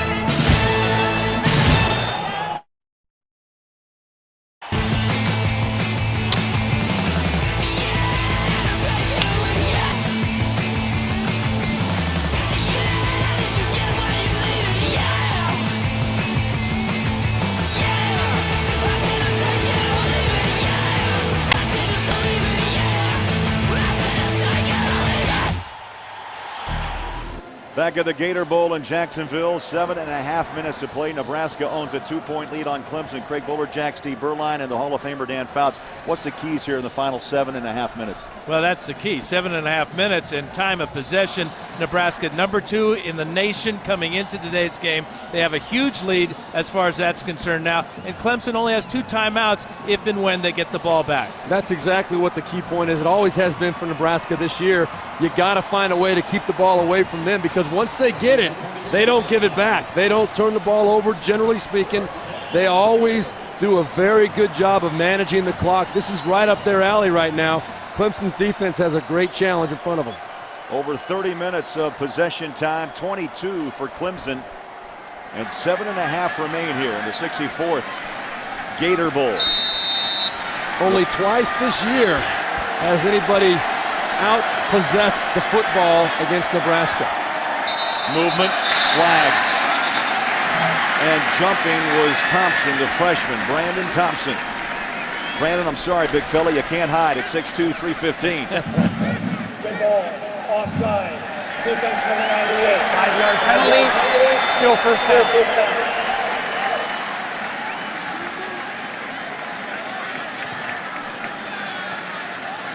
And you know, you two former quarterbacks, you have to lick your chops when you have 1st and 5. You can do a lot of things with 1st and 5. Castile lines up alongside Gans in his shotgun at midfield. Castile takes the ball, spins out of a tackle on his feet at the 40. Watch out. Castile at the 25-20. Castile at the 10-5. And out of bounds. They will mark Castile out at the 9-yard line. What a run by Quentin Castile. Haven't had many missed tackles by the Tigers today, but there's a couple on this play, the draw play to Castile. He makes a couple miss right in the hole there. Number 20, who's had a great day for the Tigers, just could not bring down Brandon May, middle linebacker. Brandon May was the first one. Then once again, we see Chris Clemons coming up late. That angle, he let up a little bit. He needed to be there to finish off whatever Brandon May couldn't finish off. Was good initial contact, but Quentin Castile is a big dude, and he's not going to go down unless you take him down. All of 121 yards, all since the second quarter. Pushing the pile inside the 5-yard line. Scott and Clemons made the tackle, and Slauson. Not a whole lot of dancing going on by Castile now. He's just planting that foot. That one cut and go, and Slauson leading the way. Dan, this has to go back to what Bo Pelini decided to do. He went with Hellieu earlier. Marlon Lucky has seen some reps, but Castile has given him power and some speed combined. And that was the story of the game coming in, the power of Nebraska against the speed and quickness of Clemson. We just didn't know it was going to be Quentin Castile doing all the work. 2nd down and goal as the clock runs up on 6 minutes of play. Castile, the ball carrier, stacked up, driven back. He'll lose a yard. Back to the 6-yard line. Daquan Bowers right there, big number 93. Boy, how many tackles has Daquan Bowers made? How many pressures on the quarterback? That was a very critical play by the young freshman. On the play. He is a 19-year-old man. I tell you what, it's going to be scary what this kid's going to be doing the next couple of years. I can guarantee you this, there's a lot of NFL teams that would love to be in position to get a hold of this guy right now. A year ago, he's playing high school football. Today, Gator Bowl. Gans pedals back, pumps, goes to the end zone up top. And through the hands of the tight end, Mike McNeil. Pass intended for McNeil. That brings up Incomplete. 4th and goal. So for Clemson, the best case scenario. Nebraska gets a field goal. They'll get the ball back with 5:24 and possibly only down by a count of 26-21. And if you're Dabo Swinney and you're Colin Harper in this Clemson offense, you're grateful that you're now going to have the opportunity. Your defense once again has done their job, holding to a field goal. You've got to step up at some point and make some plays, score a touchdown. Alex Henry punches in his 4th field goal of the afternoon. And Nebraska opens up a 5-point lead on Clemson. 5:20 remaining. Both these programs are being rebuilt, but Nebraska under Bo Pelini up by 5. This would be another huge step in the process. You know, big part of it is defense. Obviously, that's his background. And when you talk about defense at Nebraska, you talk about the black shirts. A tradition like no other in college football. Well, that's what he wants to get back, and that's exactly what he's counting on now with this 5-point lead with 5:20 to go in the game. You know, when he was telling us about the black shirts, it was interesting because a lot of his team, his seniors especially, guys that had been with the previous regime, Bo Pelini felt that they didn't really know how to work as hard as they should work, and they came out and won their first 3 games against Western Michigan, San Jose State, New Mexico State, and the seniors came to him and said, "Hey, Coach, what about the black shirts? You know, we've earned them, right?" And Bo Pelini looked him in the eye and said, "No, you haven't earned it yet. You're not there. You don't know how to practice well enough, and you're not ready to wear those black shirts yet." But they've earned it over the last couple of months, and Bo Pelini thinks this program is going in exactly the right direction. Now the wind knocked that ball off the tee. And we're set. Adi Kanalik at the 30. Strong legs it. High floater. Wind's going to push that ball down at the 12-yard line. Spiller took a hit at the 22-yard line. Alfonso Dennard. We've also got the benefit of the fact that Spiller was cutting at the time, so it looked a lot worse than it really was as Dillard lays his shoulder into Spiller. But watch Spiller, he's just slipping at the last minute. Right. Spiller at an extreme disadvantage. That's the first time we've seen someone get a really clean shot at him. If I could knock the wind out of him or something. 5:13 to play. Clemson with the ball. 2 timeouts remaining. The pitch, Davis. The power back squares up those pads and works his way to the 29-yard line. Stein, Cooler took him on. Stopped by O'Hanlon. O'Hanlon also in on the tackle, number 33. Now this would be a good time, I think. Call me crazy, but for Clemson to start thinking about scoring a touchdown. You're crazy. Dabo Swinney, he knows he's got plenty of time, but this drive has got to be the drive. He can stay with his regular offense, but there's got to be a sense of urgency out there now for the Tiger offense. Clock under 5 to play. Hand off, nothing doing. Davis is dropped for a loss back at the 25-yard line. Yeah, that's our man Sue again. Those aren't boos.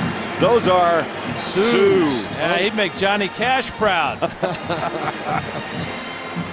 Fantastic game. This guy, everything that we've heard and been built up about Ndamukong Suh, 100% legit. What a joy to talk to him and hear his philosophy, hear his story. But to see him come out here and dominate a game like he has been pretty impressive. Clemson 0 for 9 on their last 3rd down conversion. They're looking at 3rd down and 8. Clock running, 4:10. To the near sideline is caught out of bounds. That stops the clock. Aaron Kelly with a big grab, and the officials are hearing the barking on that Clemson sideline. Thought maybe a late hit. Yeah, flag was thrown on the sidelines, no question, Craig. Good job by Harper reading the corner blitz, don't you think? Personal foul. Defense number 33. 15-yard penalty from the end of the play. First down. Matt O'Hanlon, not only the first down, but stacked 15 more yards on it. Well, you're going to see the corner blitz coming right here, straight off the side. No one to block him, and you're going to see Colin Harper do what a quarterback should do. Stand in there strong and make the throw when your team needs it. 3rd and 10. That was a huge play for the Clemson Tigers. Then you tack on the 15 for the personal foul. They've got some confidence going now. 4 minutes to play at the 49-yard line of Nebraska. Clemson down by 5. Davis trying to be patient, wait for a little hole to open behind his big front line of Hutchinson, Cloy, and Walker. Now you wonder about the fatigue factor for Nebraska, because they don't really substitute all that much along their defensive line. We've seen Sue in there, we've seen Potter, we've seen Steinkuhler, and you see Steinkuhler with his hands on his hips, as well as Potter and Sue. These young men are getting a little bit tired, a little bit worn down. Well, and you mentioned before, Dan, how they dominate time of possession. That's the best friend of a defense like Nebraska, where they get that time to rest. 2nd down and 6. Under center is Harper. Play action pass. Good protection. Dancing, looking for help. Spins. In trouble. Throws it away. And incomplete up alongside the Clemson sideline. That ball was intended for Grisham. And Harper nearly pulled off a little Houdini act. Yeah, and almost got picked off. This ball in the air for an eternity. Look at the effort by Grisham with the left hand. Well, I'm not so sure that's not a catch. His feet are in bounds. Ball appeared to hit the ground. What an unbelievable effort by Tyler Grisham, though. But I think that elbow and everything hits out of bounds. I don't think that ball was clearly in his possession. 3rd down and 6. Whistles are going to stop the play. They're going to look at it, it sounds like. Ruling on the previous play is under review. So they will review the play prior to the last snap. I agree with you, Steve. I think this is a good call by the officials on the field, because it's very hard to determine with one hand possession. It's a one-handed catch, and it looked like the point of the ball did hit the ground, although he never really bobbled it after it hit the ground. Great effort. Unbelievable with his left arm to be able to keep control of that football in any way, shape, or form is amazing. Do you see the hand under the ball, under the nose? Yeah, his elbow is down under the ball. You see, that looks like his hand right there, but it's just hard to tell from this far away. And people wonder why there are stripes on the ball. The ruling on the field was confirmed. And that's one of the reasons. It used to be for night games when you played in really dark stadiums. In fact, the footballs used to be white with black stripes. But it really helps in college football to have those stripes, because in cases like that, you can see if a ball is juggled. Nebraska, 3 timeouts remaining. Clemson with 2. That was another play there, Dan, and Craig, I thought Colin Harper might have done himself better service sitting in the pocket still. He starts moving, he gets those feet going, and he ran into some trouble on the left side. Towels are being waved on that Nebraska bench. 3rd down and 6. Clemson trying to come back from 5 down. In the pocket, Harper flushed out, tucks and runs, and is tripped up. And Harper slow coming up off the grass at the 43-yard line. And this is no question that Clemson's going to have to go for it on 4th down. Well, Dabo Swinney is going to have to pick the best play in his playbook right here. 4th and 5. A lot of different things you can do with it. My first choice, if you're asking me, Stephen, I know you're just about to, is I would be looking up number 80, Aaron Kelly, their all-time great receiver. He's looking to get single coverage at the top of the screen. Yep, he's at the top of the screen. 4th down and 4, play clock to 3, and now Dabo Swinney will call timeout, and Cullen Harper will make his way to the sideline. Well, they burned some precious seconds there, deciding to take a timeout. Well, it's okay. They've got 2:26 left in the game. And basically, this is the game. This is the game. This is the most important play of the season for Clemson, without a doubt. I really think Dabo Swinney doing the right thing, making sure they got the perfect play, making sure that everybody knows what's expected of them. Get a play that your quarterback is comfortable with, too. You know, a lot of times in a situation like this, the play the coach wants to run is not the play the quarterback feels most comfortable with. And you ask Dabo Swinney, you ask any offensive coach, they want to run a play the quarterback feels good about. They want him to go up there with that confidence it's the right play. And if the coach has a better idea, his job is to convince the quarterback that this is a better play because of that. Here's what I'm thinking. This is what we're expecting out of Nebraska's defense. Now, if you're looking at Nebraska, do they sit back and play zone, protecting against a potential game-winning touchdown pass? Because remember, the advantage that these guys have in the orange is their speed. We saw it with Jacoby Ford on the long touchdown catch. So a lot of things are going into this 4th down and 4 for both sides. 2:26 to play, 4th quarter. So after the timeout, shotgun formation, Cullen Harper. 2 wide receivers, bottom of your screen. Harper sets up, throws, hits, Ford, breaks the tackle inside the 30, and is thrown down by O'Hanlon at the 26-yard line. Well, the timeout was the right call. It was, and you got the one-on-one matchup on the super quick Jacoby Ford. Does a tremendous job beating the one-on-one coverage inside, and a good, strong, poised throw by Cullen Harper. This Clemson team has new life. And a gain of 16. 2:05 to play.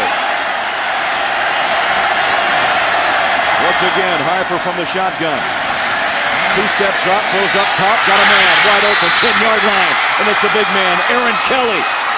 6'5", senior, Marietta, Georgia, all Mr. Everything at Clemson. I think Dabo Swinney told his quarterbacks, hang in the pocket and take a look at your playmakers. First it's Ford, now it's Kelly, but that front offensive line, great pass protection. Nobody near Harper on either of those last 2 throws. Great protection and a super job by Aaron Kelly settling down in that soft spot of his own defense. And back-to-back completions of 16 and 17 yards. Under 2 minutes to play, 1st and goal, Clemson. Harper throws, batted down, incomplete. That was Eric Haig, the left corner. Well, he's right here. He's coming on the blitz just free, and watch him get up in the air and snuff that ball.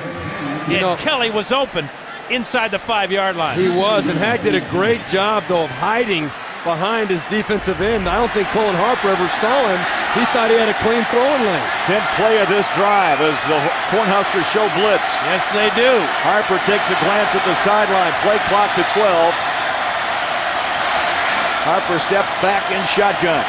Play clock to 6. The snap's away. Pressure. Harper's in trouble. In trouble and down at the 27-yard line. Hag again. Another huge play as Carl Pelini. He doesn't dial up. He goes Wi-Fi for these last 2 plays. Dabo Swinney telling Cullen Harper right now, you just can't take the sack right here. Do something with that football. You saw the blitz coming.